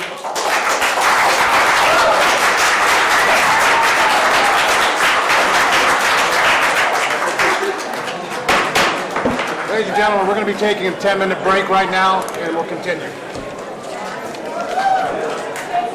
All right. Ladies and gentlemen, we're going to continue. I'd like to recognize Cal Fire Chief Josh White. Welcome, Chief. Welcome, Chief. And who's beside Lieutenant you? Haverty from the Sheriff's Department. Lieutenant. Lieutenant. And beside you? General Manager from CCWD, Dave. How you doing, Dave? Thank you. Go ahead, Madam Clerk. Item 18 is from Public Works, to receive a report from Public Works to the Board of Supervisors concerning the January 2017 storm damage to county roads, bridges, and infrastructure. Thank you, Jeff Krovitz, Public Works. I don't think it's any news to anyone here that in January, from about the 6th through the 11th, we had some very severe weather. Heavy rains, relatively heavy snow, a lot of runoff because of previous storms, and the county roads took some beatings. The beatings that we took were from large to small. We had a couple of incidences, and these are the large ones, where our stormwater culverts, our cross culverts that had roads crossing on top of them, were overwhelmed, and either the rock supporting the culverts washed out or the culverts themselves failed and washed out, causing road collapses. It's indicative of two things. Number one, the amount of water exceeded the design when it was put in, potentially 30 to 50 years ago, and that to get it replaced, we have more work to do. That occurred up on Blagan and on Murphy's.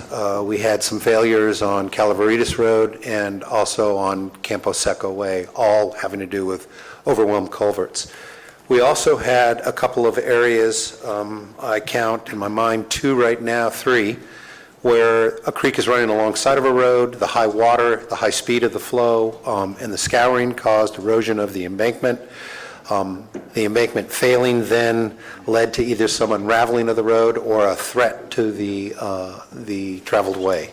And we have that in 3 locations, on Old Gulch and in 2 locations on Gwen Mine, down in Lower County. The third thing that happened was up on Hover Ranch Road within the burn, where we had severe rain and scour within our existing ditches. It cut into the road itself, narrowing it, and the road cuts, or the scour cuts on these ditches were very deep, in some places 6 and 8 feet deep. Displaced a lot of material, and that threatened the roadway. So that was the third type of damage. Looking at a couple of specific sites, Blagan Road, what you can see on the left, in front, there's a little ribbon with some snow on top of it. That's the asphalt, remaining asphalt that's spanning where the fill behind the culvert washed out. There's a concrete wall in front. That was the head wall. The culvert's on the right. The flood flanked the culvert, flanked the head wall, washed out material, and threatened some utilities. There were, at the time, 3 active utilities above the culvert. An old steel water line, CCWD water line, a new ductile iron CCWD water line to replace it, and then there's a small sewer line that supports areas east of the bridge crossing. You'll also see in the photo on the left a rail. That's a temporary bridge that's spanning that gives CCWD access to their maintenance yard and to their water tanks. The photo on the right, the interesting thing there that I think you should be able to see is there's 2 trees in the background that are marked with X's. Those are bug kill trees. So disasters are continuing. You also see the large amount of debris, log and tree debris in front of this crossing, and that's part of what caused the water level to rise and also some of the damage that we incurred. Next slide. Murphy's Drive, this is between Moran Road and Vallecito Court up in Arnold. Moran Creek flows through there. There were 2 48-inch culverts. One of the culverts actually slid out of its fill downstream, and then the second one lost all the fill behind it. Because it's so cold and the snow on the ground, the asphalt was spanning the road, and we punched that down to keep people from falling in there.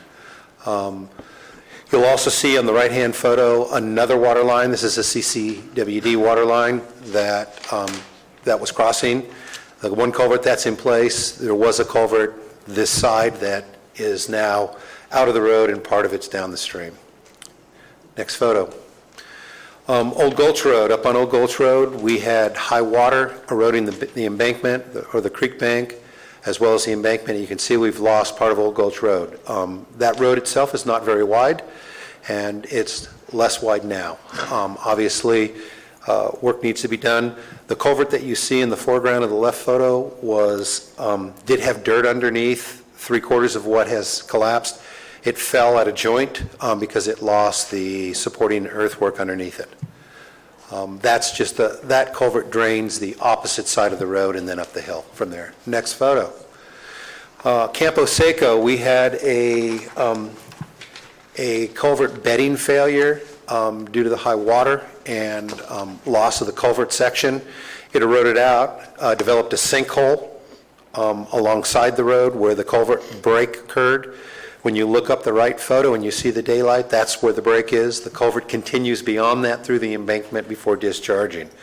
Right now, it's kind of being contained because we had pretty good rock backfilling the culvert, and that seems to be holding it together a little bit. But if we get additional high flows, we'll take on more damage. Thank you. Calaveritas Road, we had severe erosion on the road on the upstream side of the culvert. It collapsed, the road collapsed. We closed the road temporarily. We backfilled it with rock overnight, compacted it, and reopened the road the next day. So it was a significant amount of work, but we felt that it was too important of a line to leave closed. There will be more work to be done at this location when the weather dries out, and we get a little bit more settlement on the backfill. The little cut through on the right photo that you're seeing is the CVIN fiber optic line, which was backfilled with slurry, so the slurry is remaining. Next photo. Where's that at on Colorado Range Road? I think it's about 3.5 miles out of San Andreas, going to the south. Okay. Okay. Ooh, it says Hoover. This is not Hoover on top. Next slide. Hoover Road, this is in the Burn area. It is west of the crossing of Jesus Maria Creek near the confluence of the North Fork of the Calaveras River. You can see that there was on the left-hand photograph that there was a roadway ditch that wasn't very deep. Then with the volume of water that was carrying a lot of sediment in its runoff, it scoured severely, and then we had collapse of the edge of the road. This is an unpaved section of road. It's about 3/8 of a mile long from Victory Mine down toward the river crossing. The right-hand photo is a similar photo, except that it's coming from a drainage that's not part of the road drainage system. It's a natural drainage system that then comes along the side of the road, and you can see how deep that cut is from the stormwater runoff that was laden with a lot of sediment. Next photo, next steps. Yesterday, the governor declared a state of emergency for storm damage. I believe it's for 50 counties, including Calaveras. He also declared a state of emergency that would allow Caltrans to seek federal funding for repair of federal aid roads. We have one culvert failure on Jesus Maria. It's a fairly large one. It's a 36-inch diameter culvert. Done a little damage to the edge of the road, and that could be eligible for under that funding. Current thinking is if this disaster remains a local emergency, there will be the local 25% match. That match will represent a severe and additional burden to the department's budget, so I'm hoping that together with admin and through the budget process, we can put our heads together and maybe identify locations on where some of that match funding could come. Questions on damages? Supervisor Garamendi. Jeff, what is the, it's all new, it's all just happened, so this might just be a shot in the dark, but on a ballpark, what do you think it's going to cost us? For the sites that will require significant work, and what I mean by that is it means that I have to get design engineering, then we have to get a contractor to do the work, or we go directly to an emergency contract with a contractor and guide the work as it's going on, or the third would be work that we may be able to do with our forces that would require road closures. That's what I consider major work. I did some rough estimates late last week and came up with just over $2.3 million. That does not account for the small damage. So the little teeny damages that we're talking about would be, we discovered approximately 3,000 new potholes. There's about 40 some odd debris flows, or small debris flows, that either entered the roadway surface but didn't do any damage, and we've plowed it off, and we still have to clean out those ditches. And then there's about 120 trees that went down in the event countywide. 4 of them were previously marked as burn trees for removal. Today, all trees that fell have been pushed off the roadways, cut up into smaller pieces so that it's safe for the traveling public to use those roadways, but we still have to treat those. The debris removal contractor for the Butte Fire burned trees will be picking up the CC trees that are down. They're aware of those and where those locations are. So we're roughly, from your numbers, and this, we're looking at an unallocated $500,000 or more to our county. Question. Jeff, what's the timeline that we have with the state to get this done? Have they given us any windows? Depends on the work that you're going to be doing, and the categories come in flavors. Some flavors they want a 60-day. window to at least begin work. But they also understand, I believe, that some of the larger projects can take up to 3 years. Okay. And you'll be able to identify which is in what category. Thank you. I did receive a call yesterday from Cal OES based upon the governor's declared emergency. I met this morning with road superintendent and a representative from Cal OES. We reviewed the larger sites and discussed some of the smaller sites, and they've been out in the field all day. On some of that, some of that could be paid by FEMA, and we do a study on in case we have rain coming in and be damages to the roads, that we documented some of that back a year ago. The federal emergency or the federal disaster that was declared in 2015 by the president, none of this damage would be eligible under that program. That program was for a fire. And so that any damage that happens as a result of storm or rain or flood is a new disaster. And to date, we do not have a new disaster declaration from the federal government. So the answer to your question would be no, whether it makes sense or not. Mr. Krovitz, we just recently had another storm event, snow, ice type situation, especially in Supervisor Garamendi's district, my district. Is there any indication of damage to the extent where we have to declare another state of emergency due to those storms? It's a separate storm event. Am I correct in stating it that way? I asked that question this morning. That isn't yet determined. Whether the storm last weekend that we just occurred, where you had, what was it, 4 feet in Arnold? Probably. Anyway, I heard 6 feet in Dorrington of snow, 4 feet in Arnold. We don't know yet. I do know that there were trees that went down, and the count that I gave you of 120 trees includes those. I do know that one of the sites that we had damage on was up in Sky High, but we haven't yet been able to prove that because it's still covered. Thank you, sir. Any further questions?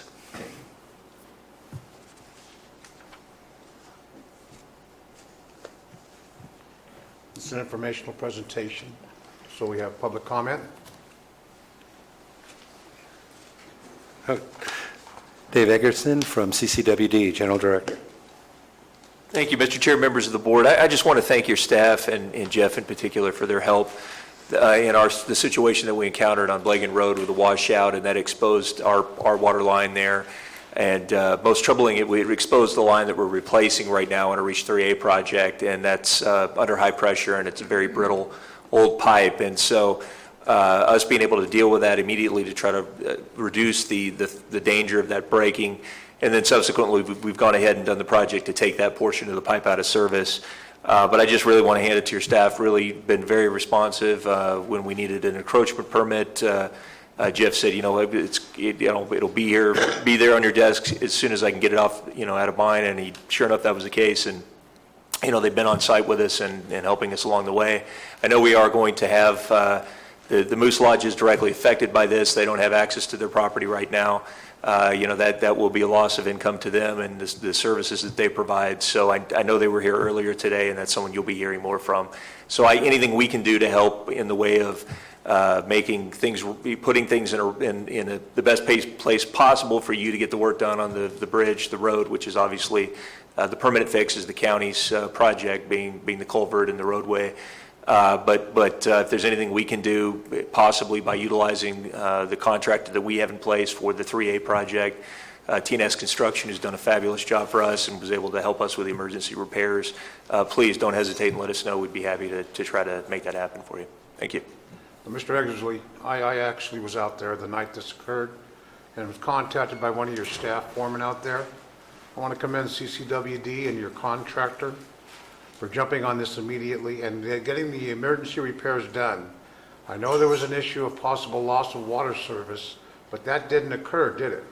We were able to make up those hookups without losing any water, and you should be commended on CCWD and your contractors. Thank you, sir.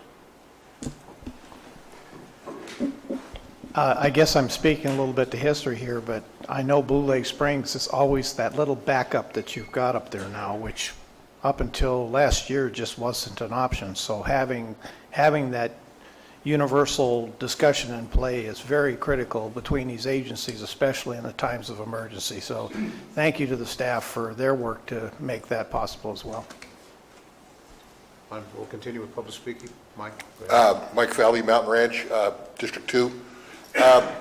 My only input on this is that our county road crews, hard workers, I commend them for the work they do. Between the Butte fire damage and now this damage, they got enough on their plate. And if they were placed on taking care of these major repairs, I think that a lot of the daily repairs and some of the repair work that's being done in combination with the storm damage and the Butte fire damage, we couldn't keep up with it all. As hard work as they do. But I would recommend we ship out as much as possible on these major problems and let the local guys take care of the everyday problems that we have every day. Thank you, sir. Any further comments? Mr. Price? I just wanted to make a comment.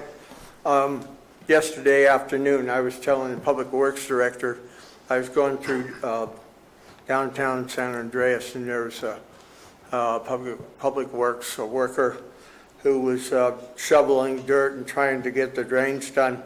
So he was wet and cold, and so I ran over to the little coffee shop next to the gas station, and he came right back with a cup of coffee for him, and he was gone. He was on the coffee break. So, how was the coffee, George? Our coffee. Did you stand there and look in the hole and drink the coffee? Okay, we'll bring it back to the board. Any board comments? This is just receive report only. Yeah, it's an informational report only. Okay, Madam Chair, I'm sorry, Madam Clerk. Item Sometimes 19. it's like that. Item 19 is from Public Works to adopt a resolution declaring a local state of emergency for the winter storm damage from extreme weather events that began on January 7th, 2017. Thank you. Again, Jeff Krovitz, Public Works. This item is a recommendation from Public Works to have the board adopt a local state of emergency due to winter storm damage from weather events early January of this year. You've just been given a presentation of some of the damage, a sample of that damage.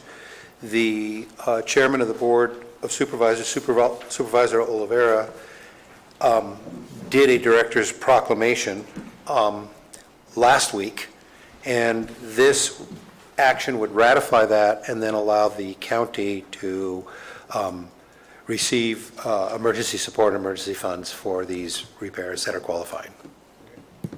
Thank you. Any questions from the board? Any public comment? I'll bring it back to the board. Board, we need an action on this as far as the resolution and the motion. I'd entertain a motion to ratify the emergency declaration made by me on the 18th. So moved. In unison. Okay, do we have a second? So you need a first. Who is it? Yeah. Do we have a second? I'll move. I'll second. I'll second. All right, moved by Supervisor Tofinelli, second by Supervisor Mills. Let's call for a vote. All in favor of the motion, indicate by saying aye. Aye. All opposed, by indicating by saying no. Motion carries unanimously. Thank you. Item 20 is from the Administrative Office to approve an agreement with CAL FIRE for the use of a state-provided air curtain burner and accept California Disaster Assistance Act funds in the amount of $1.7 million with a 4/5 vote for a budget adjustment to increase the revenue and expenditures in the tree mortality budget. Just give you a brief background on the air curtain burner. Staff worked over the summer with CAL FIRE and looked at a number of sites throughout the county, up both of the major corridors. We looked at joint area near CCW deed property, and we were trying to find areas that would provide us a regional area so we wouldn't have to site more than one air curtain burner. We found that through our investigation, a couple of them required entering into private land agreements and leases and stuff, and we preferred not to do that. We wanted to continue to move forward and make progress. So CAL FIRE, Josh White and Roy Evans and I spent quite a bit of time looking at sites around the county, and we settled on Red Hill, the closed sanitary landfill site that's off of Red Hill Road owned by the county. There's a 5-acre parcel. You'll see it in attachment A to your staff report. We've been there. We've walked the property. It needs some very minor brush work, some improvements by security gating, and we've run it through all the regulatory agencies. The comment period has passed, and we have all the approvals in place that we need to actually operate there after you consider if you're going to approve it. We also, at current time, CAL FIRE wants to get the air curtain burner up and running now, so they've temporarily sited at the Vallecito camp.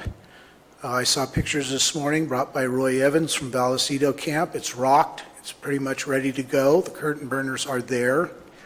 And we're having a meeting next week with Public Works and Cal Waste to start looking at ways to facilitate having contractors move debris and brush into the site. So what's before you today is if you approve this air curtain burner agreement, it's an agreement that the county has with CAL FIRE to take their equipment. We use it. During the time period we use it, we're responsible for operation and maintenance. When they're finished with their fire season each summer and they have staff time, then they'll bring their staff in during the winter, what they call off-season. They'll work the site, they'll take the equipment over, as they're going to do right now. Once the agreement, if it's approved, they will operate it till we set up at Red Hill, get the gates installed, some work on the road and some signs set up, and then we'll be ready with it. I think that's about it. So the question of access there, as you know, once you leave the gate on the Red Hill transfer station, moving down towards this area, that road deteriorates pretty rapidly in quality. Yes, it So goes you're to saying- base rock. It goes from asphalt to Yeah. base rock. We're aware of that. We're trying to minimize the traffic going to that section by only using this large haul truck. Instead of having residents and small haulers go there, we're trying to work a deal at Red Hill where we'll take all the material that comes in daily or every other day, depending on the volume, and transport it immediately out so we don't lose time and we don't defer people from going there and messing up the traffic patterns going in and out of the site. You answered the question. Thank you. Go ahead. You said that we, during the time we operated, and they're not there, we're responsible for the maintenance. Do we have any maintenance costs, annual maintenance costs for this? These are new units for CAL FIRE, using them on a regular basis. I don't know what background they have on them, but the agreement is pretty standard for just routine maintenance for us. There's a threshold. I think if repairs or something go over $1,500, CAL FIRE steps in. If it's something that's normal wear and tear under the agreement, if I'm correct. He's smiling when you said that. So, Well, they step in. They didn't say they're going to pay for the whole thing. so they're brand new pieces of equipment. So is there warranties on these pieces of equipment? So if something drastically goes wrong when a county maintenance or person is operating? We walk and they're stuck with it. Okay. I just want to clarify costs associated with us using the equipment. The costs that we're proposing to cover the costs of the site is going to come from tree mortality money. We've made informal inquiries, and it's directly related to removing the debris and brush related to tree mortality programs. So we think part of that $1.7 million can be used towards those costs. Okay. I think that answers the question. Chief White, I have a question, maybe a comment. Could you address it, please? Happily, sir.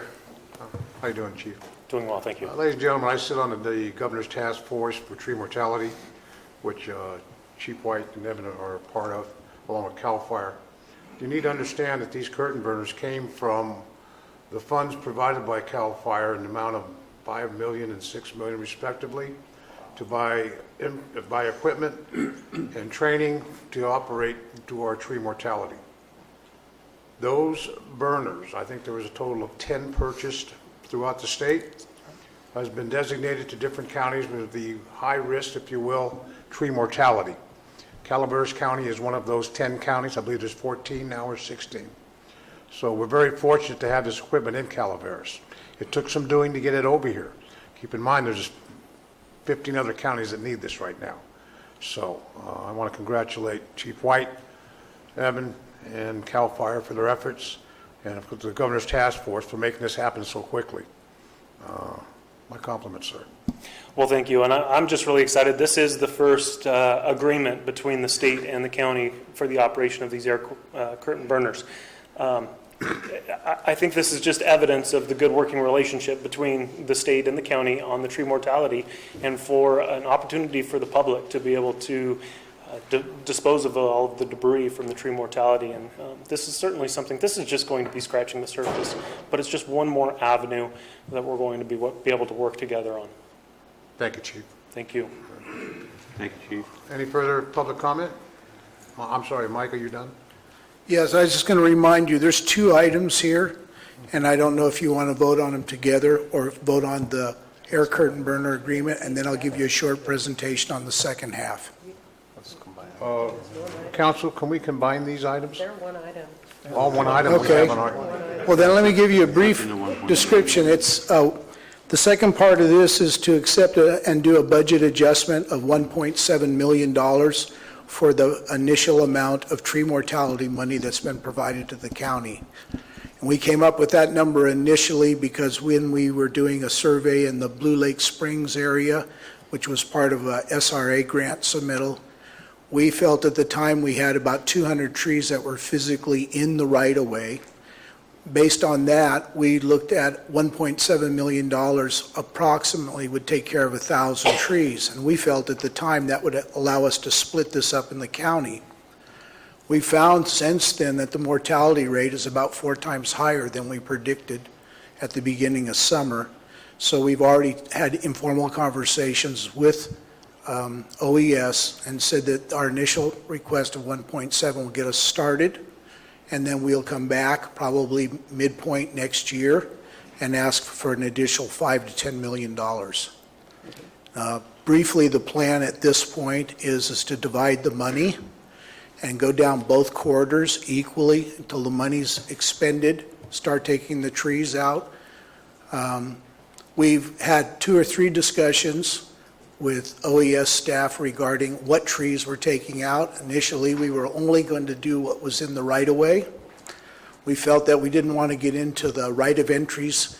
We didn't want to get into the issues related to actually recovering the right of entries and getting access to property. After inquiring to OES about 3 weeks ago, we got a very definitive statement that we will take all trees that can fall into the public right-of-way and damage the infrastructure in the public right-of-way or the motoring public.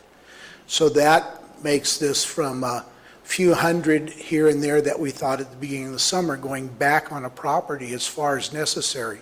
If there's a 100-foot tree and it's 75 feet back and it can fall in the right-of-way, we'll have to take it now. So we're going to have a right of entry process very similar to the Butte fire. We're going to have a monitoring process. We have to actually go out and take pictures of the trees, measure their circumference, GPS them. Then when we cut them down, we have to GPS them again and take another picture. Not quite to the same extent that they did for Butte fire. But so the first effort will be to put the contracts together and bring arborists in. They'll start marking. Then we'll start following that with contractors. And we had a meeting today with a representative from PG&E. And we're going to try and stay out of the areas where they are because we're sharing the same space. Their right-of-ways are paralleling all of our roads in the county. And we're trying to get their construction schedules for next spring and our construction schedules so we're not on top of each other. So that $1.7 million is a 4/5 budget vote for approval to accept it from California Disaster Assistance Act. And we have a 25% match, but if the local hazard mitigation plan is adopted as part of the general plan, that can be reduced to under 10%. And I think that may be the same case for the Public Works CDAA money, but it have to be independently verified. Thank you, Mike. Is there any public comment on the second part of this issue? I'll bring it back to the board. Any comments from any board member regarding the second part of this issue? Okay, as I understand it, we're going to need a 4/5 vote for a budget adjustment included in this motion. I would entertain a motion to agenda item 20. So moved. Moved by Supervisor Mills, seconded by Supervisor Clapp. Any public discussion? I'll call for a vote. All in favor indicate by saying aye. Aye. All opposed indicate by saying no. Motion passes unanimously. Item 21 is from Code Compliance to introduce and waive reading of an ordinance amending the building code to establish an expedited permitting process for electric vehicle charging stations in accordance with Government Code Section 65850.7. Good afternoon, Board. Morning, Mr. Brenner. Long day for everyone. So this is I always bring simple stuff. This is a state mandate. State came down, much like the solar residential PV systems. You shall, to the best of your ability, create an expedited process. So in our view, the best we can do to expedite is we'll perform an over-the-counter review if someone brings in a set of plans, issue them the permit same day, and provide a next day inspection, and that meets the intent of the bill. That's it. Is there a whole lot of this going on out there? There's zero going on in Calaveras County. Really? I haven't seen one in the year I've been here. Not a lot of folks running around in electric vehicles here, but for better or worse, it's still a mandate, still a requirement from the powers that be. No Teslas? No, but if you want to buy one, I'll give you a permit the same day to put a charger. Got a friend with one in Murphy's. There you go. Do you comment? Supervisor Tofano, do you have any comments on that? No, I don't, no. Okay. Any other board comments?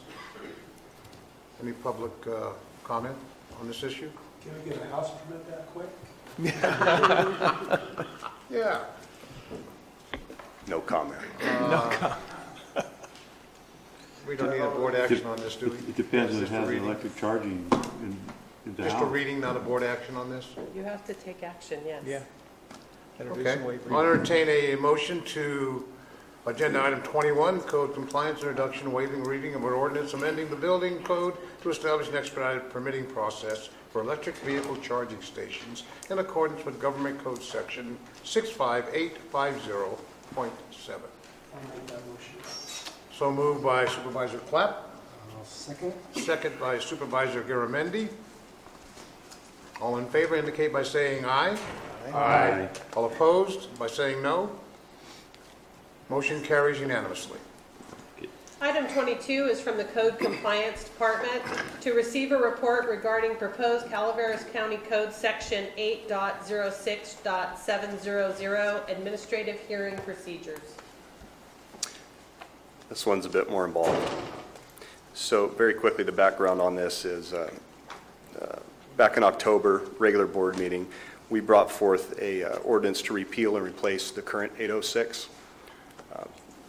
Basically to streamline the process. Our current 806 is very bulky. Staff finds it very difficult to achieve abatement in a timely manner, compliance rather.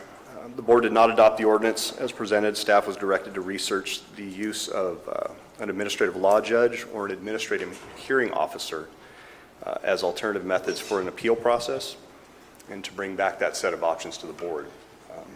And that's what we've done today. Very quickly, under the current system, if a code violator appeals a notice of violation or an NOV, they receive a hearing before the Administrative Hearing Board. That AHB is currently designated as the Planning Commission, as I'm sure you're aware. Then if they appeal that decision, it comes to you, the board. Therefore, what it really boils down to is it can take 3 months from the time a violation is noticed to the time where we can begin action. And as we know, that can be quite a period of time. That hampers our ability to enforce county code and also the urgency ordinance. So basically, I've proposed 2 alternatives in your packet. One is an AHB, which is basically what we have now. You'd be doing the same thing. The administrative hearing officer is what I highly recommend. It streamlines the process down to 20, 25 days. I'm going to let county counsel speak a little bit to that. He's been in contact with Tehama County, who's used this very successfully for not only standard code violations, but also enforcement of their cannabis cultivation ordinance. Good afternoon, Board. I'm Ethan Turner, Deputy County Counsel. As Mr. Renner indicated, I've been talking with other counties who have similar enforcement problems that we do and how they've had to deal with them. Tehama County has had a long-standing marijuana ordinance, or a couple of years, and they started out with a really substantial problem, not quite as large as ours. They started out with 493 cultivation sites that were cited as illegal, and in the course of 2 years, they abated 454 of them. And our county, thanks to Peter's department and the GIS department, has identified over 600 illegal grows. So it's a slightly larger problem, and we also, you guys have an incentive to deal with it a little quicker than they have. Under their program, an appeal must be requested within 10 days. And if they fail to an appeal after a notice of violation has been given, it's jurisdictional. They have no further right to appeal. It becomes a final administrative order, and the board can immediately issue an order to abate. If they do appeal, the appeal shall be heard not less than 7 days and not more than 30. We'd like to tighten that up a little bit for our purposes because, as Mr. Renner indicated, over the course of last summer, we had many complaints, over 400, and I think there was 4 abatements. And it's because these guys can appeal all the way past harvest time, and appeal and appeal and appeal. And many of them, even though they accrue astronomical fines, they leave the county and they don't own the land, and they just walk. And obviously that's not acceptable to this board or to the public, and it's also not acceptable to staff. As Mike indicated, a hearing officer rather than a board is also used by Tehama County, and the advantage is that it can't be appealed to the board. Unlike a hearing officer, the government code requires that an administrative hearing board issue only written recommendations to the Board of Supervisors, which you guys then have to adopt. Also, if an appeal is made of an administrative hearing board, you guys have to hear it de novo, start all over. If it's a hearing officer, their decision is final. And you guys can delegate all of your quasi-judicial authority directly to a hearing officer, so it's much faster. Additionally, Tehama County contracts out to qualified attorneys. The government code requires that an attorney with 5 years is eligible, experience and a current bar card is eligible to be a hearing officer. And I have a sample of their contract. I believe Mr. Renner forwarded it to you guys. It's really cheap. It's $80 an hour. And we're a similarly situated county. They're a slightly larger county. We could probably find attorneys to work for a similar rate. And of course, we'd figure out a study or do an analysis to determine how much an appeal should cost, but it's not incredibly expensive. Whereas if you went to an administrative law judge through the state, it's $250 an hour plus drive time. and it's just cost prohibitive. So if we have our own administrative hearing officer within the county, we can contract that out, and as we've found in other discussions within our department, it could be used by other departments as well, like for animal services and such. That's about all I have. That's how it works. It's extremely quick, and it's cost effective, and it would allow us, particularly in the case of marijuana enforcement, to get from notice of violation to abatement faster. If you guys have any questions, I'd be happy to address them. Supervisor Mills? I think you're speaking to the two issues, and that is, number one is the timeline, how do we move this along quickly? But number two is the cost recovery. So, you know, as we spend all of this time, but we don't get any money back for the effort, our cost of service is zero.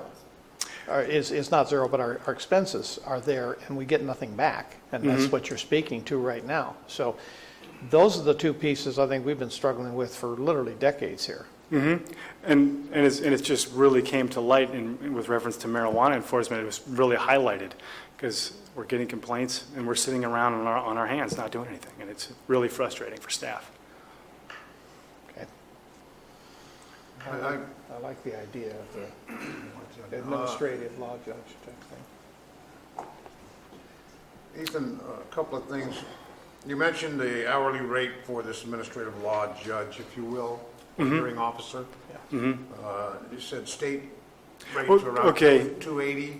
Yeah. You said we can get one for $80. Well,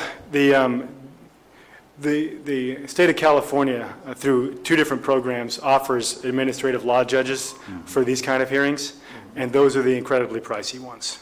And they're $250 an hour plus drive time. And whereas Tehama County, the program that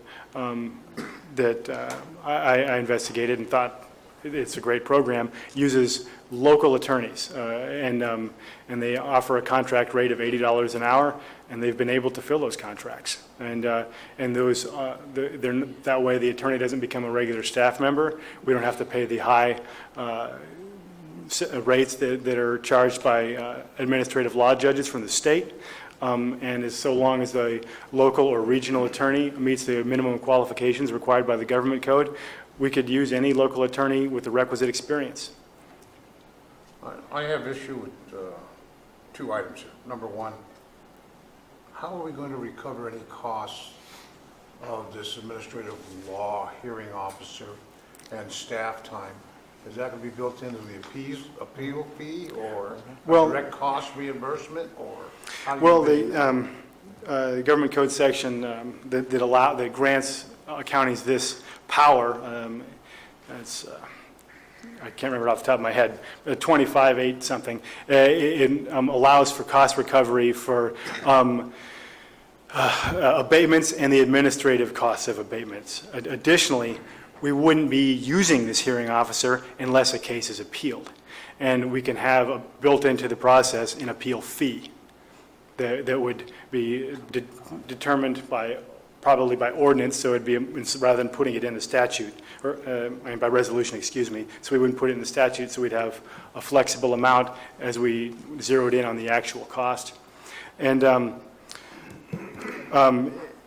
when we did have those appeals, they're paying up front for the appeal costs and for staff time and for the hours of the administrative hearing officer, which would undoubtedly include preparation for the hearing and issuing orders afterwards. How much prep time does staff need to prepare an appeal to come before the planning commission or before the board? I don't know. Peter might be able to answer that for you. He happens to be here because he's prepared quite a number of appeals so far this year. Mr. Maurer, welcome. We collect $500 for an appeal fee. First time to the Planning Commission, additional $500 if that is appealed to the Planning Commission decision is appealed to the Board of Supervisors. I would guess that we probably spend 8 to 12 hours on preparing an appeal, and our rate depends on who's doing it. It's based on the salary of the individual who's appealing it if we were to calculate the exact costs. But I would say our cost to the department, if you include overhead costs, things like that, are probably close to $100 an hour. So it's probably costing us double that amount to process an appeal. But those are just sort of rough estimates. I have not done any analysis to look at exactly how much that would take. These are rough numbers. But then, Peter, on top of that is, if they have an appeal before a board like ours, what is the cost per hour for all of the staff and everybody that's sitting here versus your staff that has to come here, or in the case of Ethan? There's a lot of other background costs that this could be eliminated simply with this one decision.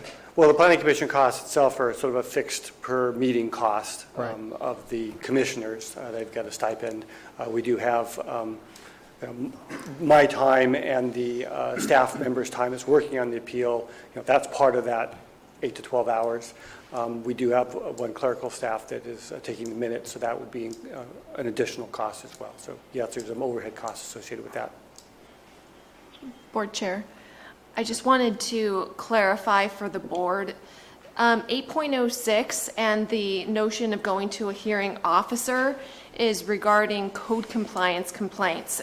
So I just want to make sure that everyone's clear. There would still be appeals for like planning applications that go through the zoning code that would still go to the planning commission and to the board. That is a separate process than what 8.06 is. I just want to make sure that everyone is clear since we're talking to Peter as it relates to appeals. I just want to make sure that everyone is clear that there's two processes. So let's clarify this. 806, dealing with appeals on code compliance violation investigations, is that correct? That's correct. Which includes marijuana issues, which includes building issues, which includes that type of thing. And all that would be heard by this administrative law hearing officer, is that correct? Yeah, so code violations, they could be zoning code, building code, public works, grading issues that are cited for code violations would be heard through the 806 process. The appeals that I was referring to earlier, thank you, Megan, for clarifying that, would be appeals of actions taken either by county staff, the zoning amendment or various type of applications or things along those lines. But procedurally, and Mike might want to chime in here a little bit, it's probably very similar as far as the amount of staff time necessary to prepare the reports and take them to hearing before the commission. But I'll turn it over to Mike. Hi, good afternoon, Board. Sarah Decay, Deputy County Counsel. I just wanted to build on what Ethan and Peter were talking about a little bit. With regard to how to set the appeal fee, that's something that, as Ethan mentioned, we can do by resolution. And once we are doing these, and once we have a contract with one or more attorneys who will serve as the hearing officer, we'll have a much better sense of what their time and costs tend to be for typical appeals. And so that's something that we can hopefully have a really good sense of and then have it set by resolution. And as Ethan also mentioned, and building off of what Peter said, in addition to code enforcement appeals, this hearing officer will have now this county office of the administrative hearing officer who can hear all sorts of appeals, include for administrative actions, including, for instance, animal services, which now we don't have an administrative procedure in place. So when animal services files dangerous dog petitions for dog bite cases, they have to actually file that in court at the Superior Court. And I think that both the department and probably the court would appreciate that's something that we could do much more in a much more streamlined manner by using this hearing officer that we have for those types of appeals as well. Question, would environmental health also be involved here? Could you bring them into that? I am not overly familiar with their regulations, but as long as state law provides for an administrative procedure as opposed to them going to court, then I don't see why not.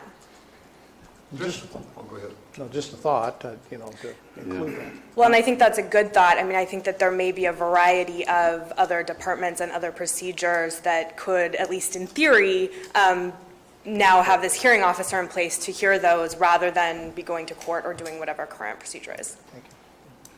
So just to clarify, that the administrative hearing officer would have final say in all appellate matters brought from code compliance that we just discussed. There would be no recourse to the Board of Supervisors, and the Board of Supervisors would not be the final judging body in that type of appeal. Is that correct? Yes. That's correct. So for code enforcement, if the board chose to, by ordinance in the new revised 8.06, delegate all of its authority to hear these appeals to the hearing officer, that's correct. It would sort of be a one-level appeal, with the caveat, of course, that pursuant to state law, folks can always appeal the county's decisions to the court. Supervisor Garamendi? I really like the idea. I really like the idea of speeding things up. I think it's going to help out a lot of things in this county. But I want to make sure that this is respectful and follows due process, and we're not taking away anybody's rights. We spoke about the Constitution earlier. It's important that we check this box. So can you address that? I can, and Mike probably can as well. Just briefly, there are, pursuant to state law and the government code, there are certain timelines that must be respected. There's a set amount of time that individuals have to appeal the final administrative decision, whether that be the boards or the hearing officers, to the court. That's not something we can change. There's also, folks have to be given a reasonable amount of time within which to come into compliance and within which to appeal. That said, for certain types of code enforcement matters that are time sensitive, we can certainly streamline the process, but while of course still being mindful of due process. And the proposal that we have in front of us, the draft ordinance, that is compliant? So the draft ordinance is technically not in front of you today. Sorry. No, that's okay. All the materials we've got. So once we do bring that to you, though, once we have direction on whether we want to draft it with the hearing officer or not, Mike will come back with the draft ordinance, and yes, it will take all of that into account. Thank you. Supervisor Tocino? I do see here that we do have some options, because I have a little bit of a problem with it, and I understand you guys wanting to streamline things, but all code compliance issues taken out of our hands, I have somewhat of a problem with. It was first talked about the cannabis cultivation issues going that way. So we do have an option here, if I'm reading correctly, to separate those issues from the other code compliance issues that would still come to the Planning Commission, still come here, which has to do with building codes and lots that don't conform or have issues, that we would still be able to have some discretion in our districts.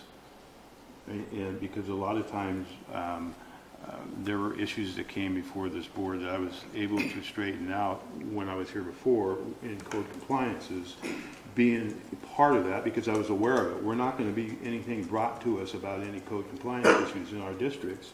It'll be simply going to there if we go that route. But if we go towards the cannabis cultivation way, those issues won't be come before us, and those will be streamlined to that area, and will still be coming back to us with the other things. And I think that's just something we need to do because we are on this board, we are elected to this board, and that was part of the position that we had. You know, I made the same argument when I was here before when the board gave away we were at one time the property tax board of appeals, and we gave away that section to it. And I made the same appeal that there's a lot of times you have some control over your district and you may know the constituents and you know the situation and you know the problem and you can help resolve that problem if you're made aware of it and you know what's going on. So just a caution to think about that before we go down this road. So you'd like to just thin it down to where it's only regarding that one issue that you'd like to see this the cannabis hearing one officer of it, concept. and it would streamline getting those things going like he was talking about. And then possibly the other ones coming back to us, and if, as we're made aware of them, we can... Then we'd still have some control over the district. Result. I agree with what Gary says, because when code enforcement first started, they had hearings and stuff, and there was not anything to sign off. If something was in my district, I would have to sign on that before it even went beyond to, before it even took legs to walk. So I like to keep that because when I walk my district, you could see which homes were very elderly people and the homes were just deteriorating. because they didn't have the resources or anything for both people. And then I went to houses that you didn't want to walk up to the front door. And like in my district, we have churches and stuff, they'll go help clean up the yards and stuff. And so I definitely, in my district, would want to sign off on anybody that was going to get, have their house signed or anything. There's no way I would want that to go around me without me knowing about it. I wanted to jump in very quickly. So you mentioned you want to be involved in the citing and whatnot. That's purely code enforcement's prerogative. The Board of Supervisors is not. We don't come to you and say, Supervisor Clapp, may I please cite this person who's in clear violation of county code? We cite that individual. If they then want to appeal, it would become your prerogative, just to be clear. Yeah, I was just telling you how it used to be done here. I was here when understand. So I know how it's done. Sure. I can also say, based on my personal experience, my professional experience, which is fairly broad, generally boards and councils I've worked with are clamoring to get code enforcement issues out of their hand. So I commend you for wanting to keep it. I can tell you that in the last 5 years, there's been I got conflicting numbers, but basically between 3 and 6 code appeals. So until the rampant appeals of the marijuana issues came into play, this just didn't occur very much. It just didn't happen. If you have a yard full of cars that are deteriorating, there's really nothing to appeal. It's many times with code enforcement, almost exclusively, it's a visual nuisance. So it's hard to appeal that visual nuisance when it's in clear violation of a code. So anyway, that's two cents. Okay. Supervisor Garamendi? Supervisor Tiffany, I agree. I think that's a reasonable approach. I would like to add perhaps animal control to that, since sometimes these things are not unrelated. And as livestock owner and other things, we have to deal with that quickly, and I'd feel bad with our overburdened courts having to. So you're doing that I would say, yeah, cannabis animal control and animal control together. Mr. Renner, question? I'm sorry. I was just gonna, I think that should the board's direction be to create an office of the county hearing officer, which is a little wordy, but that's the government code title, that officer, that hearing officer could be used for, it could be general. We could spell out that certain types of code enforcement appeals would maintain sort of the hearing board and then board of supervisors appeal hierarchy as it currently stands, but then that cannabis-related appeals and other county matters such as animal services, dangerous dog petitions could be heard by the hearing officer if that's the direction the board chooses to go with. And just building a little bit off of what Mike said, I do think that it's important to remember that when the board, if you as the Board of Supervisors choose to stay involved in the non-cannabis code enforcement appeal process, you are sitting as a quasi-judicial body and determining essentially, whether the violation existed at the time and, whether abatement has occurred, and then, sort of simply upholding or not upholding the lower hearing board's decision. Any other comments? I have a couple quick comments. I would concur with Supervisor Tofinelli, Supervisor Garamendi about separating the marijuana issues, cannabis issues, as stated. And also, do you have any idea how the selection of this appeals board hearing officer would be made and by whom? I'm going to throw darts at pictures. That works. So for the hearing officer, as Ethan mentioned, there are some options. If the board were to choose to contract with local or semi-local attorneys to fulfill that position, the county would be entering into independent contractor agreements with those folks, and that could be put out. We would essentially solicit interested attorneys to apply. For the board, if it's a panel, the board could either choose to leave it how it remains, which is that the Planning Commission sits as the administrative hearing board and is the first level of appeal, and then that goes to you if they choose to appeal the planning commission's decision, or you could create a new commission panel that would be appointed, much like others, that would be only the administrative hearing board. Given the number of non-marijuana appeals, you would have to decide if that makes sense or not, or whether it makes sense to leave it with the planning commission. That would be up to you. Now, let me be a little bit more direct in my inquiry. Who is going to select the administration hearing officer? Would that be a board decision, or an HR decision, or county council decision? What do you envision there? I hadn't. The board, you as the board must delegate your authority, and that will be in the ordinance, in the new 8.06.700. In terms of actually soliciting applicants and choosing, I would imagine that would come from administration. But I suppose we'd probably... CAO can, CAO can. sorry to step in, but the CAO could make the selection, bring it to the board for an approval if that's what's needed. And that's what I'm getting at. Is that a process that we're thinking about, if we decide to go this way? Ms. Stedfield, you're thinking about something. The contract would likely come to the board, and the board could decide based on a contract with a local attorney.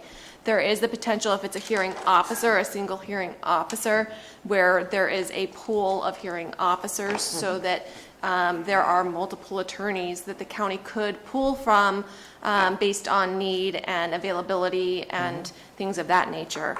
And I think we would recommend there being multiple, both for scheduling purposes, if the idea with this, part of the idea is to move things along more quickly. We don't want to have one individual who may or may not be available. And also, there are possible conflicts and someone may need to be disqualified, and then we would have backups. It's much like a list of arbitrators, if you Right. remember. Exactly. We have a list of That was my arbitrators. goal. So, And that's what I would firmly recommend, especially due to the new different developments here in the county. Many of the local attorneys are working likely with folks who would be having these issues. So, for the purpose of making clear direction to staff, thank you. I'll solicit the help of my fellow supervisors. do public comment. You're right. We're going to hear public comments at this time.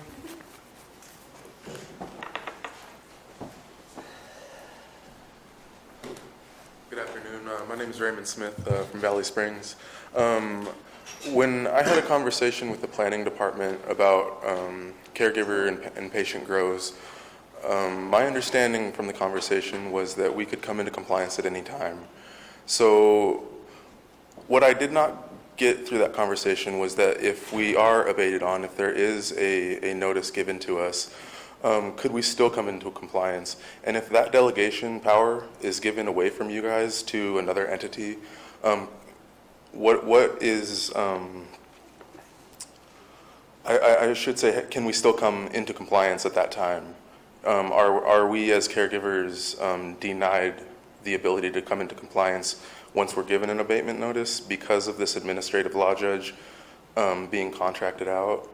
As well, I have another sort of interesting question about the indemnification clause in some contracts and whether this person would be indemnified and how that would resolve our rights as citizens. Thank you. Thank you.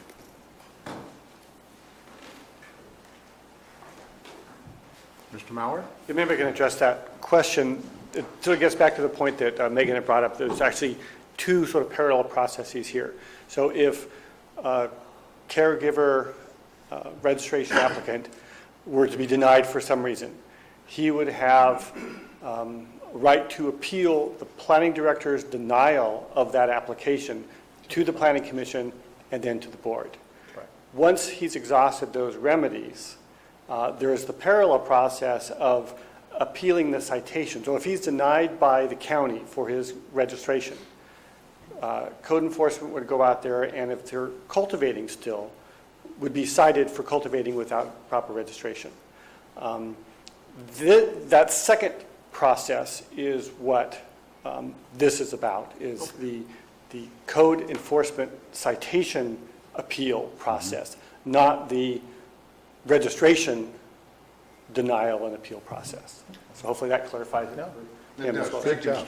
Good job. I'm sorry, I also have one other small point of clarification, and I was probably unclear before. If the board chooses to delegate its authority to a hearing officer for some or all of code enforcement matters, while the board, the contract, the actual terms of the contract could absolutely come to the board, the actual selection of the hearing officers, if the board has chosen to delegate all of its authority in that area to the hearing officers, the board, for reasons of due process, should not be involved in choosing those individuals, if that distinction makes sense. The general terms of the contract, have a look at that, but selection, I think, and again, I don't know if that would go through administration and/or through HR. So who would be delegated that responsibility? Would it be the CAO's office or administration, HR, what? Well, no, I'm sorry. The authority that's being delegated is the authority to hear and decide on all of the matters, and that's being delegated to the hearing office, these contract attorney or attorneys, whomever they are. That's not answering the question as to how do we get to that attorney to be that authority? And that's what I think the question is. We want to know about a pool of people, say if there's 3 or 5 or whatever that's come up with and a contract comes to us. How do you get to the 3 or 5, pool of 3 or 5? Much like the CAO position now is there's a pool, and the interim one is putting together along with HR a pool for us to interview. We want to know about how we get to the 3 or 5. Let me clarify. The 3 or 5 would be a pool where the contract for each of these individual attorneys could come to the board, and the board could review the contracts for them, and they would comprise the pool of the various people that could potentially sit as the hearing officer. The Office of Administrative Hearing would be in the administrative office, and so the CAO, when an appeal would actually come forward, it would be the CAO that would then select an attorney from the pool to then hear the appeal. Does that make sense? Yes. Okay, and I apologize. And I think that a lot of counties do it just alphabetically. If they have a pool of 5 people, the hearings are scheduled, the next one is the first in line alphabetically unless that person gets disqualified, and then it goes to the next. Okay, that brings up one issue. I hate being the bad guy in this. It brings up one issue. Does the appellant have the choice of choosing? So the appellant Or is it designated solely by, in this case, example, the CAO? The appellant would There's no, not be able to choose. Okay. That said, due process generally would suggest that the appellant would have perhaps one opportunity to disqualify the sort of randomly selected, whether it be alphabetical or whatever else, person who comes up because there might be a conflict of interest, something like that. But then it would just go to the next person in line alphabetically. It would not be selected by the appellant. could we make sure we address that in any type of draft that comes before the board? That's the plan. So Very clear on. you'd want to include one bite of the apple in there somewhere. Want to include the one bite of the apple in there somewhere. One chance to disqualify, yes, and I think that's addressed in the draft. It is in the draft here. Okay, good. Absolutely. And then what the assumption is you would get your one disqualification as a alleged violator. And then next down the line, if that happened to be an attorney that worked with that individual in the past, the onus would be on that attorney to disqualify themselves. We're going to Recuse themselves. assume that they're ethical and moral. Okay, any other issues we need to discuss? County Council, can we clarify direction to staff to make sure everybody's talking apples and apples? What we need staff to do at this point, and that would be number 1, correct me if I'm wrong, that we are going to look at a position of a appeals hearing board / officer, if you will, and they will handle code compliance appeals other than cannabis issues. Is that correct? Am I stating that correct? They would handle only. They would handle only code compliance. Code compliance with. Citation appeals. Is that correct? Of cannabis, And and animal control issues. Is that what we talked about? Gary, why don't you frame it there? Yeah.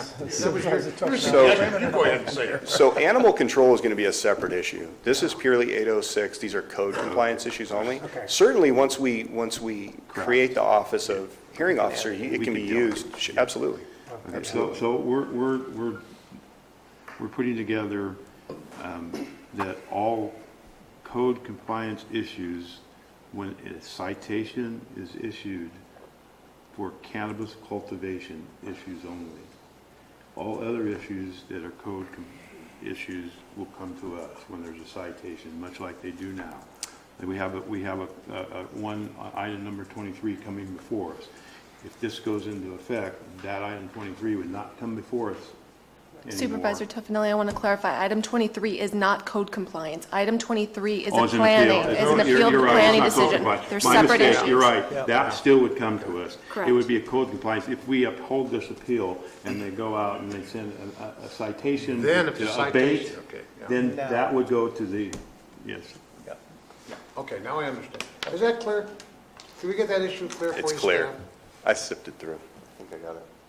So make there will sure- be, I There- do want clarification, Okay. since I'll be assisting my coach let me Yeah. ask real quick. So to be very clear, we're going to create an Office of Administrative Hearing Officer to deal with cannabis-related issues only.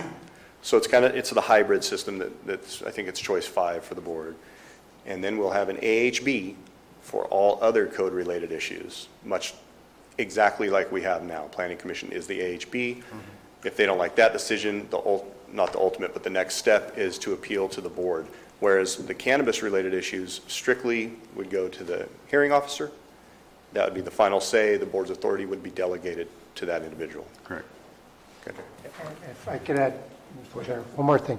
When we bring forward the final on this, if we could have some discussion of the actual costs and how we'll be recovering that, what it'll cost our general fund, if anything, Yeah, would be I would appreciated. concur. Right, so just right off the bat, I can tell you that any code-related issues will have zero impact, good or bad, on the general fund.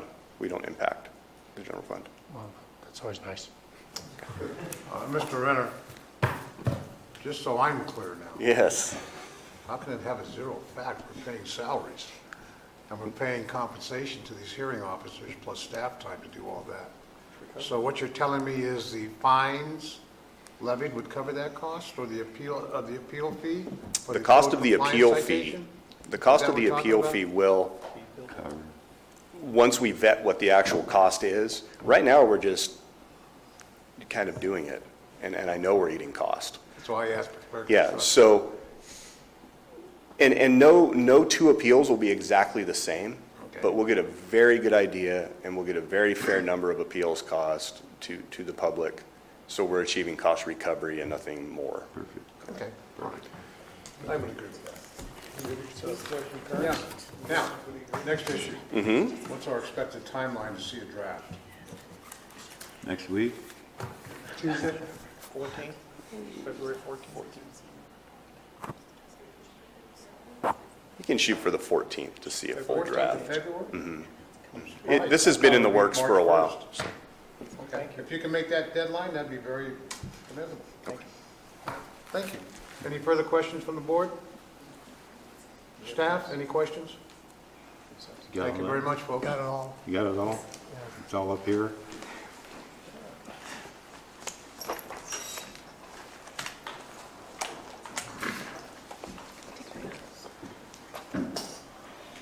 All right, ladies and gentlemen, before we go to our next item, let's take a short 10-minute break.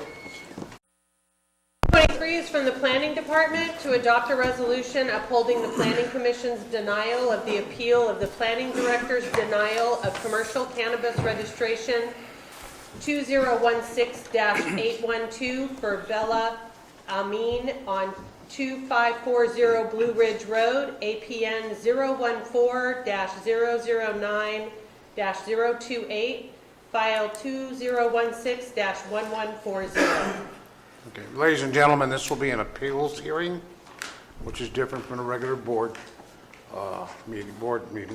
We have an agenda that we follow, procedure, if you will, and that will be a staff presentation and board questions of staff. Presentation by the appellant, obviously represented by counsel. Is that correct, sir? Yes, sir. All right. Presentation by members of the public. They'll be limited to 5 minutes for each person. Summation and rebuttal by appellants. You have a 15-minute time limit on that, sir. Staff summation and rebuttal. Surrebuttal by members of the public. Close of the appeals hearing and board discussions, questions, and action. Okay. Any questions on the procedure? Thank you. We'll open the appeals hearing. You identify yourself and proceed, sir. Good afternoon, Board. My name is Mitch Abdel. I believe it's staff goes first. Staff first. One, Chair, can you clarify on the procedure of what's going to be submitted to us as evidence? Oh, by all means. Evidence to be considered in the appeals hearing will be that evidence presented to the board and the planning commission at the time of the application and when it was heard by the commission itself. Any other evidence shall not be considered by the board according to law. Is that correct, counsel? Would you like to add anything to that? No, just that any evidence that was presented to the Planning Commission will be ripe for discussion and consideration by the board. No additional or new evidence should be considered by the board. If new evidence is presented, the board can either refuse to hear the new evidence and make a decision based on what was presented to the Planning Commission, or alternatively, you can always refer or remand it back to the Planning Commission so that they can consider the new or changed evidence and see if it changes their mind. Counsel, I have a question regarding that issue. The board members were handed appears to be a legal document stamped received by Calaveras County Board of Supervisors, January 23rd, 2017. It appears to be submitted by the appellate's attorney. This information was received yesterday, I understand, and depending on its content, we may or may not consider it. Is that correct? That is correct. It was filed with the board clerk yesterday, and any evidence that was presented to the Planning Commission can be considered by this board, and any evidence in this brief that was previously presented to the Planning Commission can be considered by this board. Okay. Staff and appellate attorney, I would recommend that you advise if that information comes into discussion, that it was presented at that time to the Planning Commission. Is that fair? Thank you. Yeah, this was a resuscitation of the information that was conveyed on December 8th at the Planning Commission hearing. Okay. Thank you, sir. Proceed, Mr. Mauer. I'd like to have my staff, Miguel Contreras, make the presentation. Good afternoon to the Board of Supervisors. This is Miguel Contreras. I'm going to have to ask you to speak right into that microphone. This is an appeal for 2016-1140 for Bilal Amin. It's a commercial cannabis registration denial by the Planning Commission. Just to give it a little bit of context, this is the cultivation location. The 5.36 acre parcel is located at 2540 Blue Ridge Road in Glencoe. Reasons for denial by the planning department initially was cultivation site was not properly secured. Cultivation site was partially in public view, and applicant did not post application pending certificate. As you can see, there's a violation of 17.95, 165, and 10, inadequate fencing and an unsecured cultivation area. These pictures were taken by code enforcement during a complaint inspection on September 28, 2016. By October 27, 2016, Mr. Amin had not submitted proof to code enforcement of a secured area. Furthermore, this is a violation of improper screening. As you can see, the cultivation site is visible from a private road. This is a violation of 17.95, 0.165, and 11. Also, this photo was taken by code enforcement on that September 28th inspection, and also by October 27th, the date of denial. Mr. Amin had not submitted proof that he had properly screened his cultivation site. In addition to that, there's a violation of 17.95.165I. Mr. Amin did not post his application pending certificate. He was made aware of this by code compliance on their inspection. And same thing, he did not provide proof to code compliance by October 27th that he had fixed this issue. This non-compliance, it was acknowledged in the appeal letter submitted by Mr. Abdullah in the appeal to the Planning Commission. And as you can see in the photo submitted, it's still non-compliant. The section 17.95.165I requires that the application pending certificate be or have reflective material that will let a peace officer or a code enforcement officer easily locate that registration at night if need be. During the Planning Commission hearing, Mr. Amin stated a few things.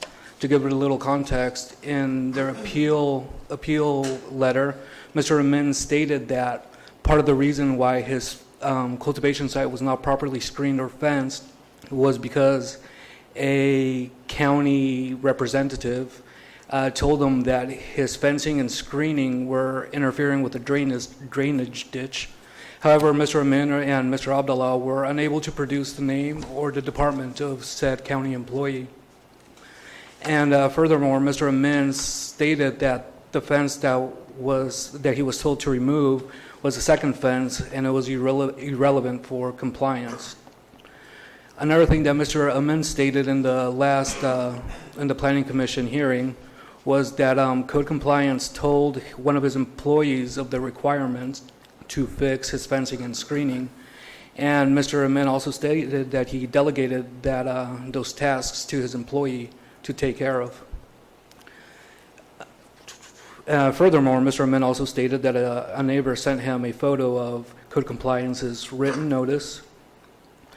Mr. Amin also stated that his fence was partially completed as of September 28th. So as of September 28th, he never had a fully enclosed cultivation area as required by the section. And lastly, Mr. Amin also stated that he should have contacted code compliance with proof of compliance, but he let it go since his harvest was completed.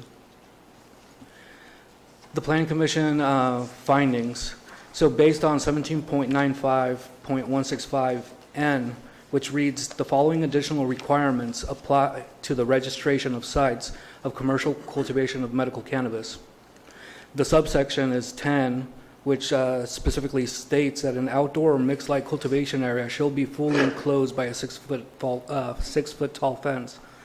And subsection 11, which states that reasonable screening from public view shall be provided. Public view shall mean view from a public or private road. And as you could see from the photos seen earlier, the cultivation site was not fully enclosed, and the cultivation site was in a public view or from a private road. Furthermore, in the Planning Commission's findings, a partially enclosed unsecured cultivation area that remained that way until September 28th does not meet 17.95.165 and 10. And an unsecured cultivation area that could be seen from a private road and remain that way until September 28th does not meet 17.95.165 and 11. And once more, subsection N states that these conditions need to be met for registration to happen. And the registration deadline was June 30th, and these violations were from June 30th to September 28th, 90 days. And lastly, the Planning Commission found that failure to post application pending by September 28th is also a violation of 17.95.165I.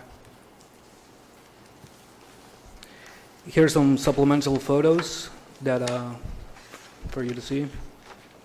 And as you can see, the cultivation side, there's no fencing on this aspect of it.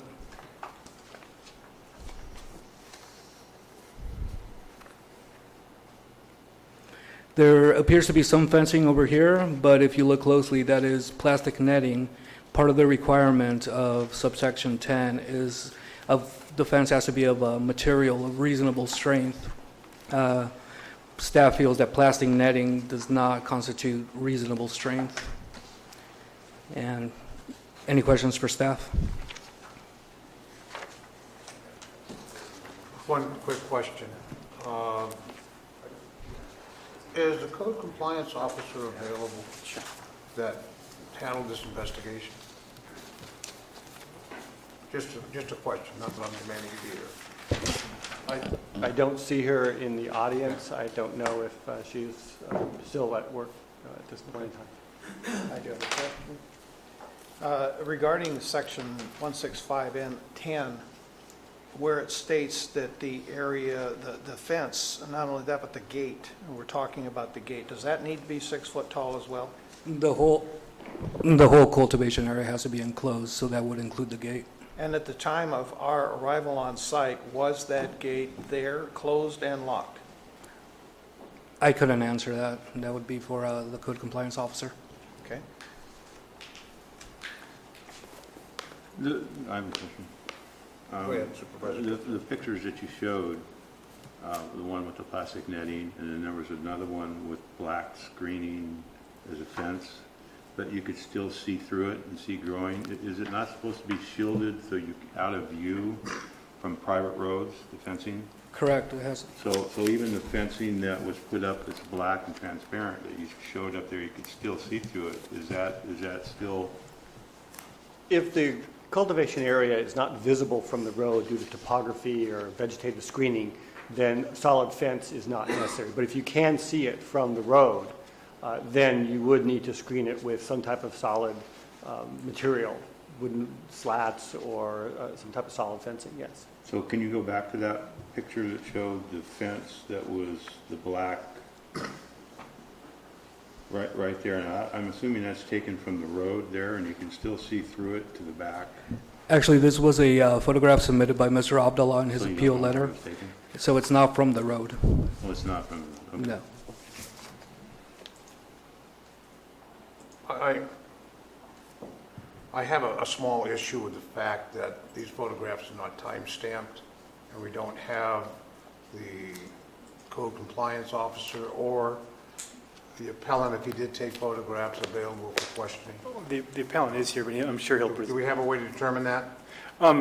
Well, I wanted to make a couple of comments that will partially address your concern. Okay, go ahead. And the first being Please that, identify yourself. I'm sorry, I'm Ethan Turner, I'm Deputy County Counsel, I represent planning with respect to marijuana-related issues. We need to keep in mind the two separate tracks that exist here. One is the planning director's decision to deny and code's decision to issue warnings or notices of violation. Those are two separate tracks, as we discussed on the last agenda item, and in many ways they're unrelated. The planning director is under no obligation to allow an applicant an opportunity to repair deficiencies. If they're out of compliance, he could deny them. He becomes aware through correspondence and conversations between code enforcement and himself of when the site inspection like this occurs.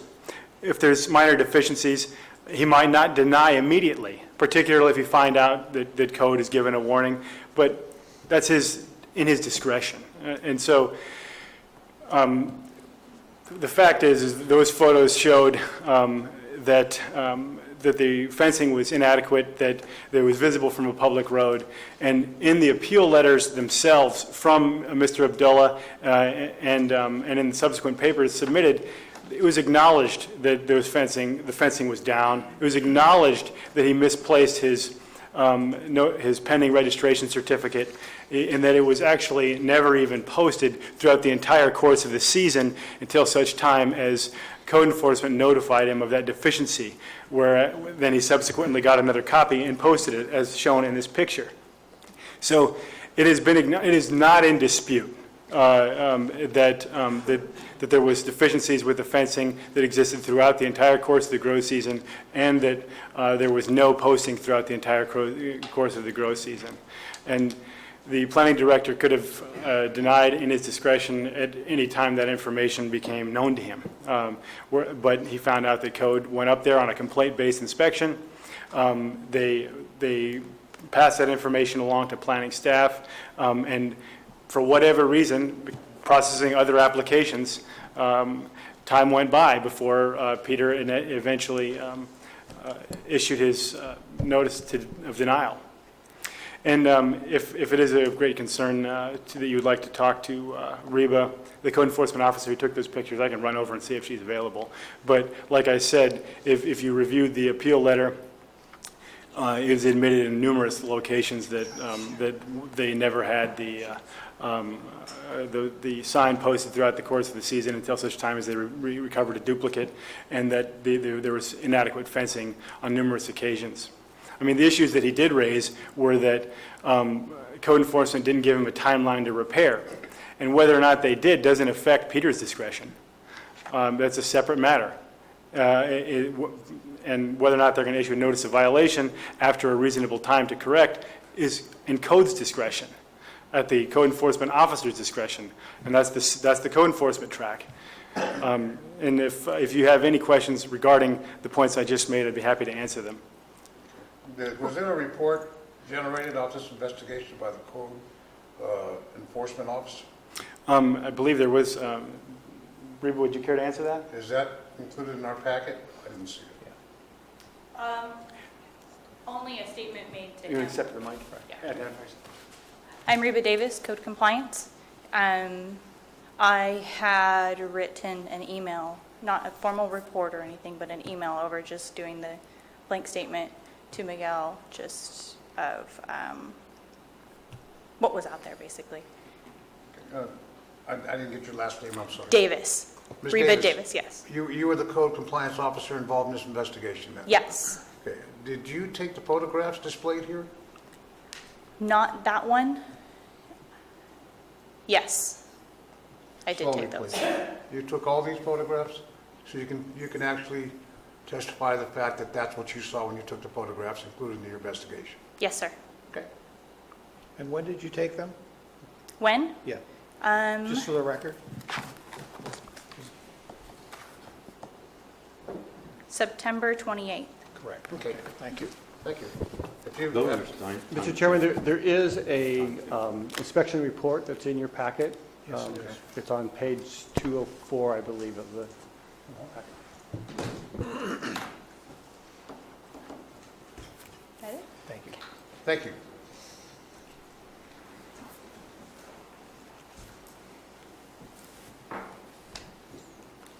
Next, we'll hear from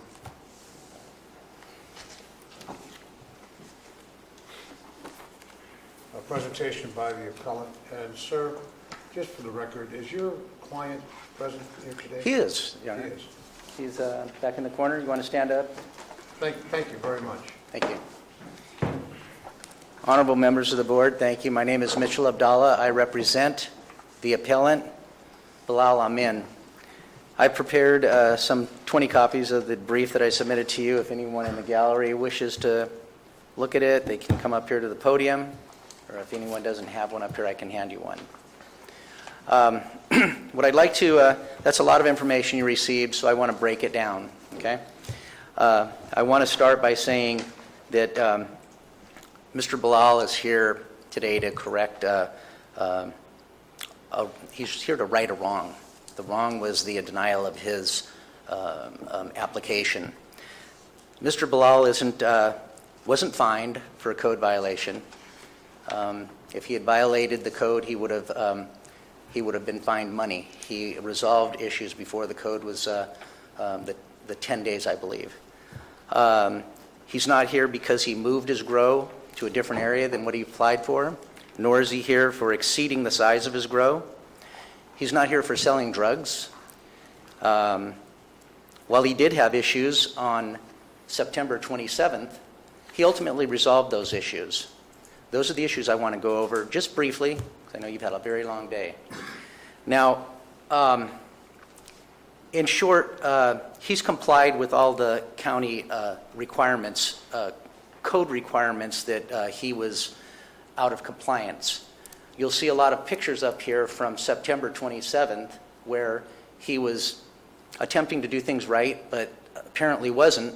But if we go to the exhibits that I put in my brief to you, you'll see that he has a beautiful fence surrounding the grow before it was harvested. He didn't wait till the crop was gone.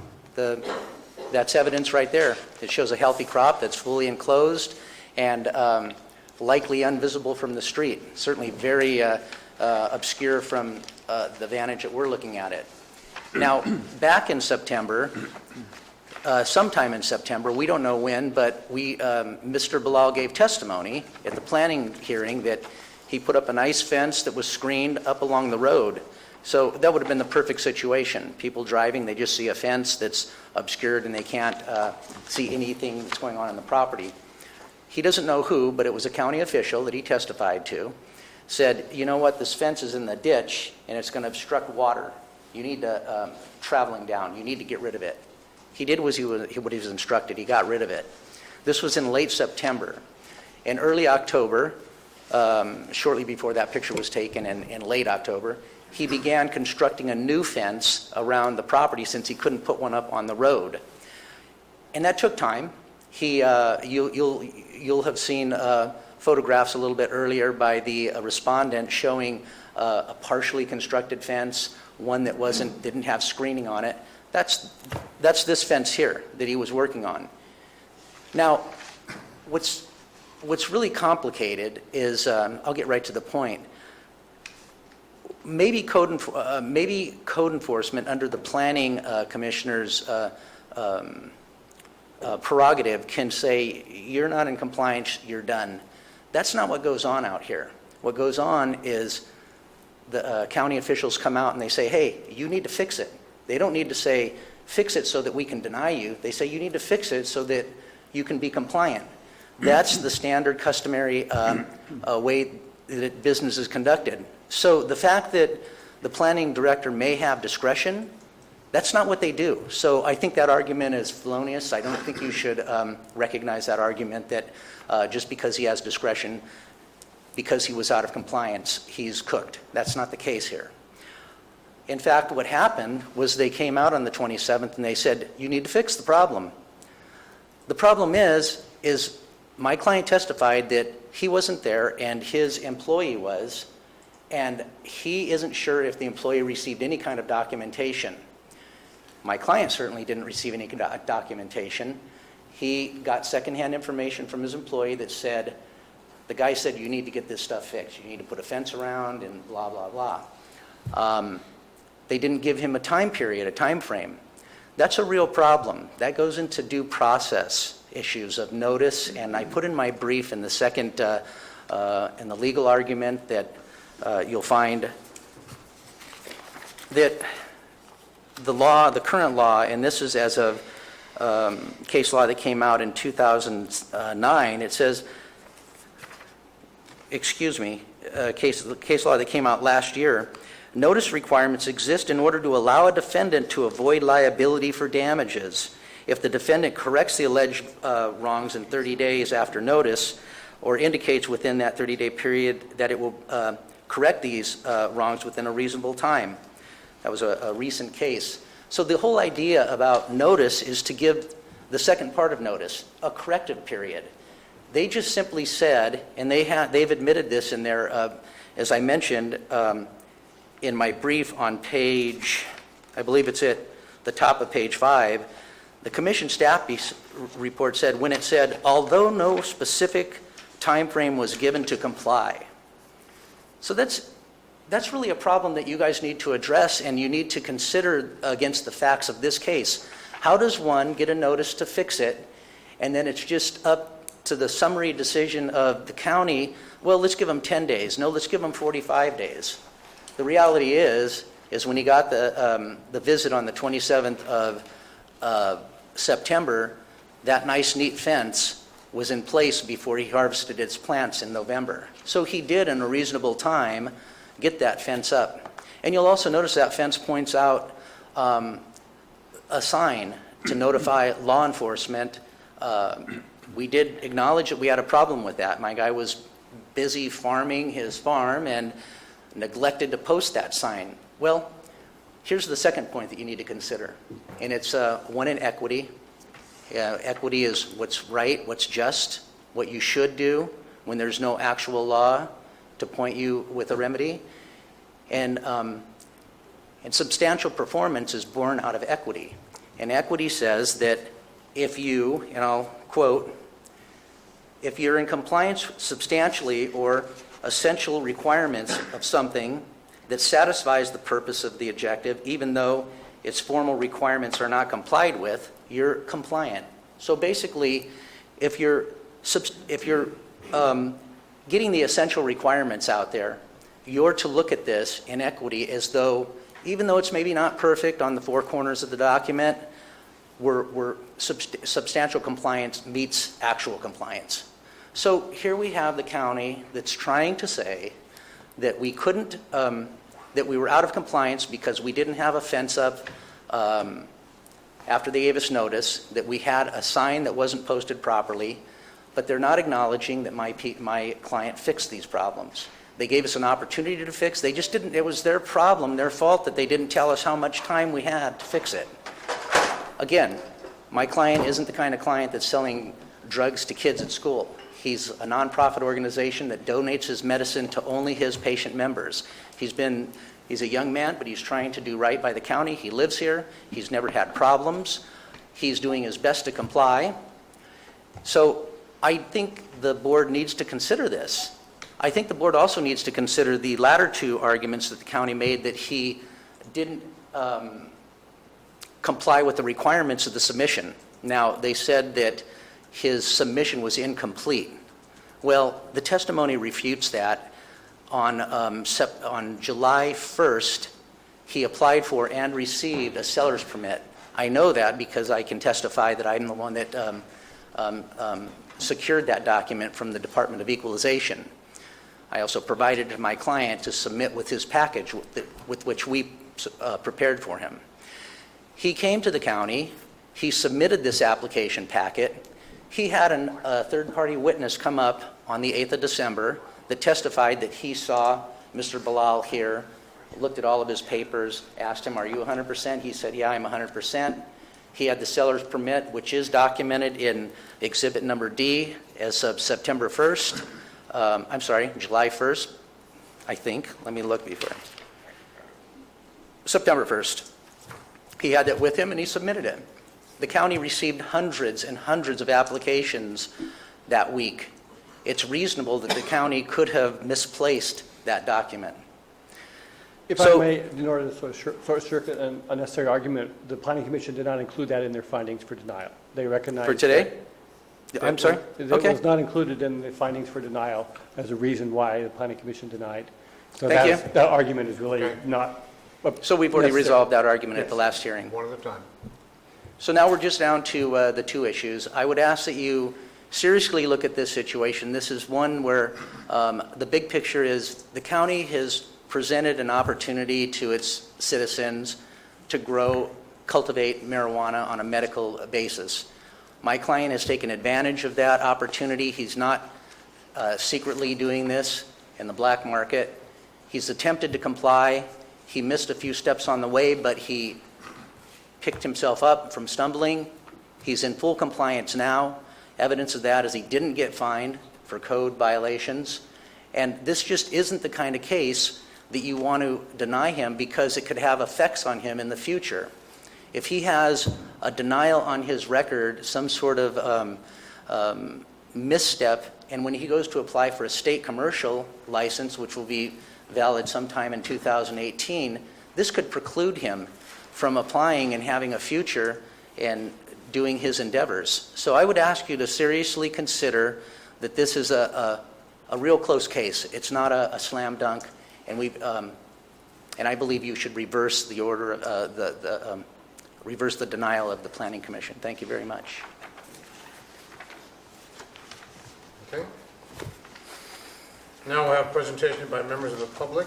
You'll be limited to 5 minutes for each person. Any members of the public wishing to make a presentation? I'm not. Do you mind if I have a copy of your brief? Thank you very much. Anything further from me? for now. Not at this time, sir. Thank you very much. Seeing no public member, we're going to give you an opportunity, sir, for a summation, rebuttal. You have 15 minutes. Sir, that's yours. Any rebuttal? No, that was my closing as well. Thank you. Staff summation, Mr. Middle, or rebuttal, sorry.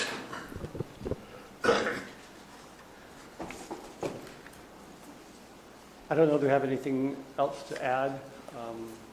We felt that the timeframe provided to the applicant, he was notified in September.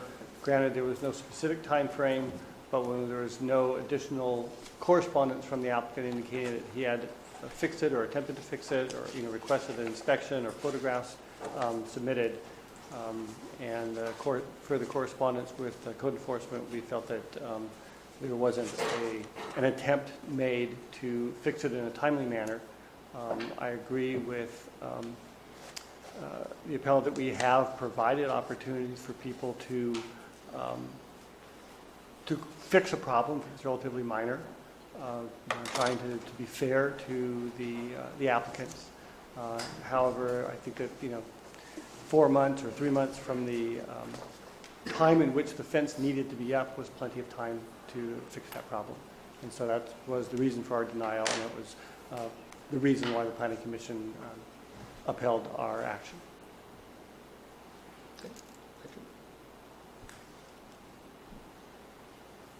Any sort of rebuttal by a member of the public?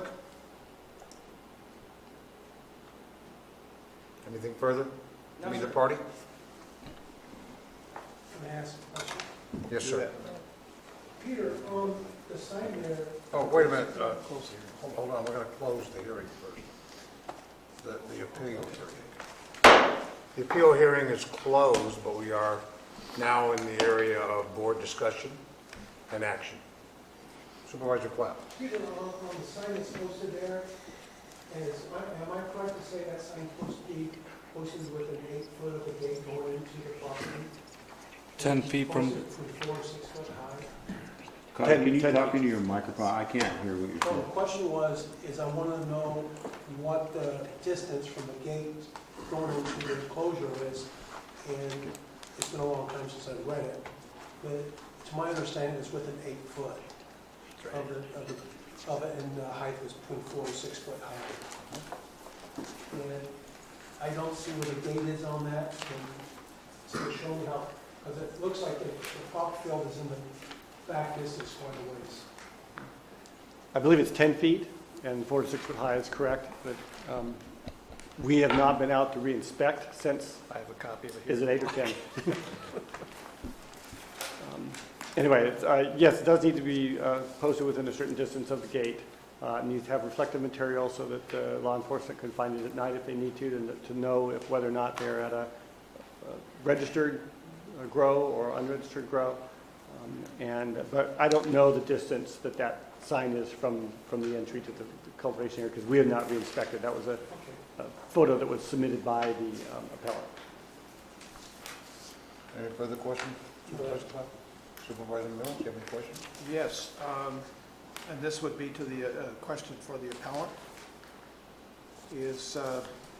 Did you have all of the documents that you were required to post there in place during the entire growing season? I'm going to ask the appellant to come stand by counsel, please.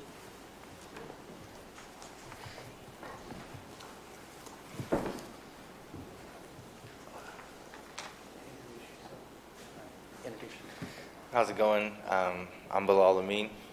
To answer that question, it wasn't posted the whole time, no. Sir, I'm going to have to ask you. I said no, it wasn't posted the whole time, sir. Thank you. But once I knew to post it, I did. Okay. Assume- Next question would be, was adequate security fencing in place at the start, or was that an ongoing process for you? Was it there? Was the fence there from the beginning? No. Yes, Most of it was partially there. Yes, we were using a section to where we were walking in and out of, and we put a gate there that opens and closes. Okay, and that gate has, I've seen in the That plastic that documents. they were talking about was just a little corner of the. Okay. Was a little corner of the section. So If you were given adequate notice by the code, was that the intention then to avoid a fine, or was it so that you could continue growing? That might sound like a little twisted question, but the question is, was the intention to fix all of this to avoid a fine? No, keep going. Or so that you could keep growing? Mm-hmm, so I can keep Okay. going, sir. Because when we start to answer that question, then we're falling into two different areas. So that's why I asked the question. To you folks, the code doesn't delineate a 4-foot high gate. I've seen that before. The gate's to be 6 foot tall? 6 foot tall, yes. Okay, and there's nothing in the code that says that it's 6 foot. gate can be, One at a time, sir. can be removed or left unlocked for extended periods of time? Well, the area has to be secured. If the gate's unlocked for an extended period of time, it wouldn't be secured. Okay. Supervisor Mills, I believe. So yeah, on the 27th, when I was aware, when they came out, this is before they came out. After they came out, we fixed everything. And the gate is, it's 6 foot tall. Right there in the corner where you can't see it, obviously, is the plastic area, but it's only that one corner is plastic. The rest of it is all metal, 6 foot, exactly what they want. Just a little corner is, that was before they came out. Yeah, this. So when was this picture taken, Mr. Gold? This was before code compliance came out. And About what time? code compliance took that picture. So it had to have been on the 27th or when they came out. Okay, When this it came was- out, not before. Okay, ladies and gentlemen, one at a time, please. That was taken by code compliance on September 28th. Thank you. I'm sorry, Supervisor. Yeah, and after that, I made sure to take care of, we fixed that back portion where the plastic was, and we fixed, where we were walking in and out of, we put a gate, and we fully netted the whole thing so you cannot see it from the road. And the post is probably, I would say, about 8 feet away from the fence. And there's another one posted on the front. So we posted we posted one on the front gate, and we also posted one on that piece of wood that you seen. So when did you post both of them? I posted them after I was told by code compliance. I made sure to, I laminated the sign and we put it up Okay. not too long after. I have a question about where do you get your mail? My mail? Yes. It goes to a P.O. box here in Valley Springs. Okay. That's all the questions I have right now. Thank you. Supervisor Troupano, do you have any questions or comments? Thank you, sir. Thank you. I do have a question, a couple of questions. I still want to go back to what he's done afterwards. Still, in my mind, still doesn't comply with the code, even though what he's saying, you go back to this fence, and I'm looking at what's been provided to us as a picture of what fencing he has now in place. That's the picture. This Sir, picture I'm going to here, ask you to come back up and use the microphone for us. and you don't have a copy of this, Peter, I guess. Counsel, so- you may want to stand next to your client if you would. Sorry about that. That's the picture of what it looks like after it's complete. Yes, like that Okay, with the so fence. this is the picture of what it looks like complete. It's complete. Everything is complete, up to date. And by your attorney's words, as he went back to the picture that's there that you have, that was Yeah. taken by them. No, that was that was my picture. By your picture. Mm-hmm. As I pointed out earlier, and if that's the same fencing all the way around, you can see through that. But that's not all the way from the road, sir. That's about 20 feet away from the fence. Okay, but it's the same fencing all around is what I'm saying. Yeah, but from the Same road- Fencing all around, so whether you're at the road or not, the road of that particular picture, no matter if you can see the No, that's grow higher. from the what, let me finish, sir. Sorry. Okay, let me finish. Sorry, excuse You me. can see the grow from a private road. It was already testified, so if this fencing is all the way around, you can see through it. And the code says if it's visible from a private road or public road, that you should not be able to see it. And by testimony from your lawyer, he's pointing to this picture saying you can see there's still a good grow going there. It's not after he had the grow growing. So he's out testifying that you can see through the fencing. That's my point. And the other question I had was about this picture with the notice on there. It's my understanding that that has to be fluorescent so you can see it reflecting. Is that not correct? So you can, That's once correct. it's posted, and that doesn't have the reflection tape. So you're still not in compliance from what I'm saying, and this is in October, another 30 days after the initial violations, that, in my opinion, you're still not in compliance to what it says you need to be. In regards to the other non-compliance, which was, if you look at the fencing that our code compliance officer had given us on these grows, I don't see any fencing whatsoever anywhere around it, and the little bit of fencing that showed with metal posts with some nylons going around it, looked like fish net or whatever it is. None of that is in compliance. And you had from July 1st, when it all came online, and you got all your information, and you registered, and this is what you need to do, to get to the point that when these officers came out to inspect you, that you were compliant at that time, not relying on them telling you what to do, and then a 30-day, well, I need 30 days to comply or whatever. You had all that time to get this thing in compliance. I'll respond. Firstly, to your first question regarding the fence, if you can go back to that picture, please, that we presented, sir. It's self-evident that you can see through that it's visible, you can see the grow. But it's not self-evident that you can see it from the road. There's nothing to support from the testimony here today or the documents that the grow could be seen from the road. Now, as far as another point, you just said that he waited 30 days or so to become compliant. Well, that's my whole argument. What's a reasonable time? Or non-compliant. If he was non-compliant and they told him to fix it, he had a certain amount of time, whether it was 2 days or 45. That's the whole nut here. We don't have a letter from the county that says you have 10 days to comply. You don't have a reasonable, you have a reasonable time to comply. There's nothing. So I know it's you guys don't like hearing that, but that's, you have to put yourself in his shoes. He took 30-something days to comply, but he did. Now, as for the second item that you mentioned, that there's no Teflon reflective tape around the sign, when I look at that picture, I see a sign. I see something that's substantially compliant. And we talked earlier about if you're looking at the totality of this whole case and you want to break his back for not having Teflon tape, that's your call. But I would suggest that the doctrine of substantial compliance, when taking the totality of the circumstances, is that you have to look at that as though it's compliant. Now, the county can come out and they can say, hey, thank you for fixing that, but we need you to do a little bit more. And I'm sure he's going to be happy to do that. But, gentlemen, this is not something to throw out the baby with the bathwater. Thank you. Board Chair. Excuse me, County Council, excuse me, do you have a comment? I just want to make sure that the record is abundantly clear. This appeal is about the planning determination of whether this application comports to the requirements of the urgency ordinance. It is not an appeal as to a code compliance violation or notice of violation that would require a time to come into compliance for abatement purposes.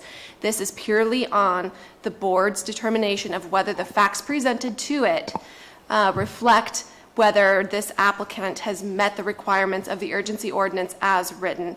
The board can interpret its ordinance as strictly or as leniently as the board wishes. However, you need to be consistent with your interpretation of the urgency ordinance.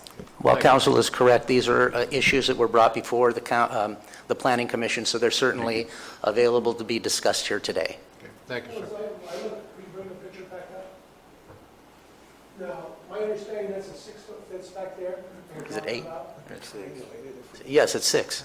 If it's 6 foot, then that side has to be at least 24 foot from the fence alone, and it's supposed to be within 10 foot of the gate. So I mean, just, for me, look at the picture, it's out of compliance, just on that part there. It's too close to the... It's too far. From my understanding,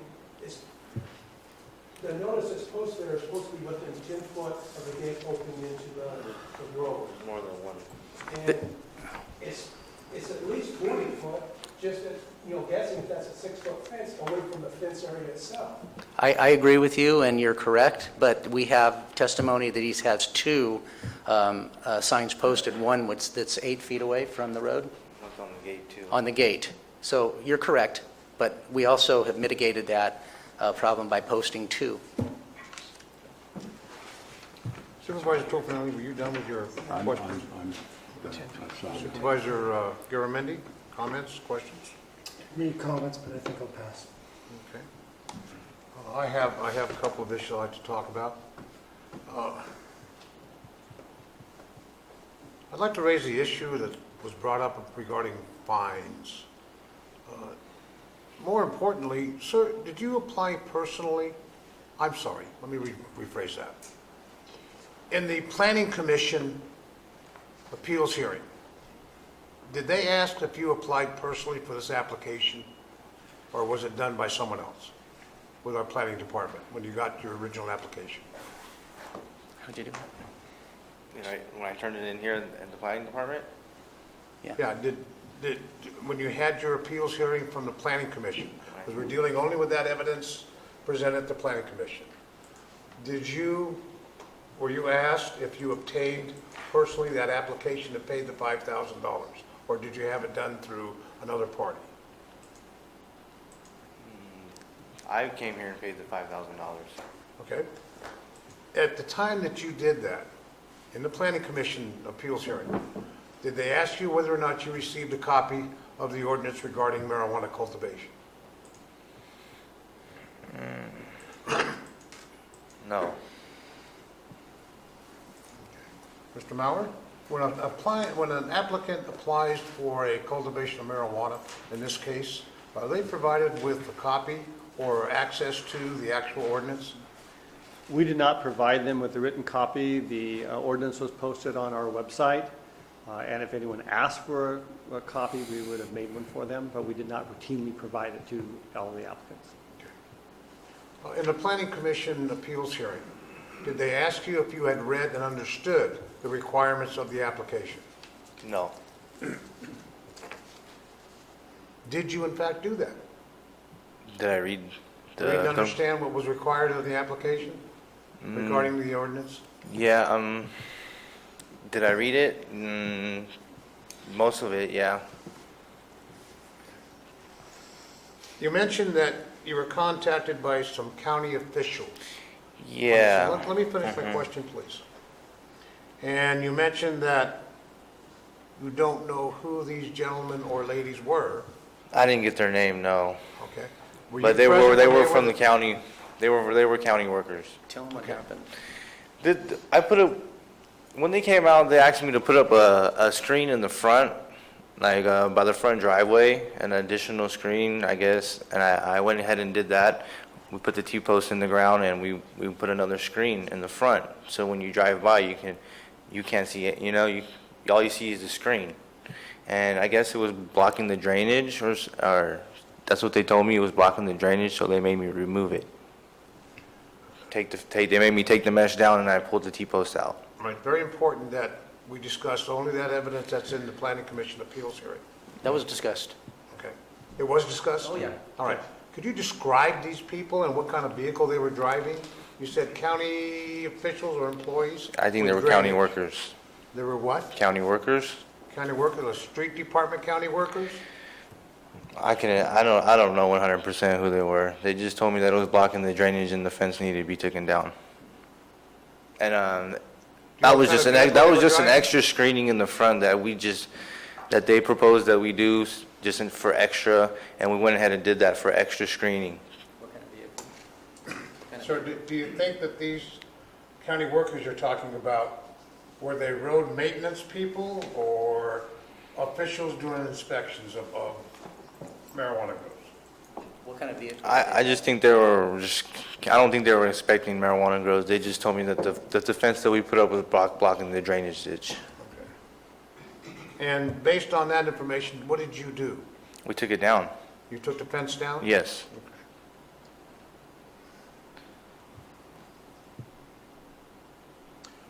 I have no further questions. Council? Can we take a brief recess? Sure.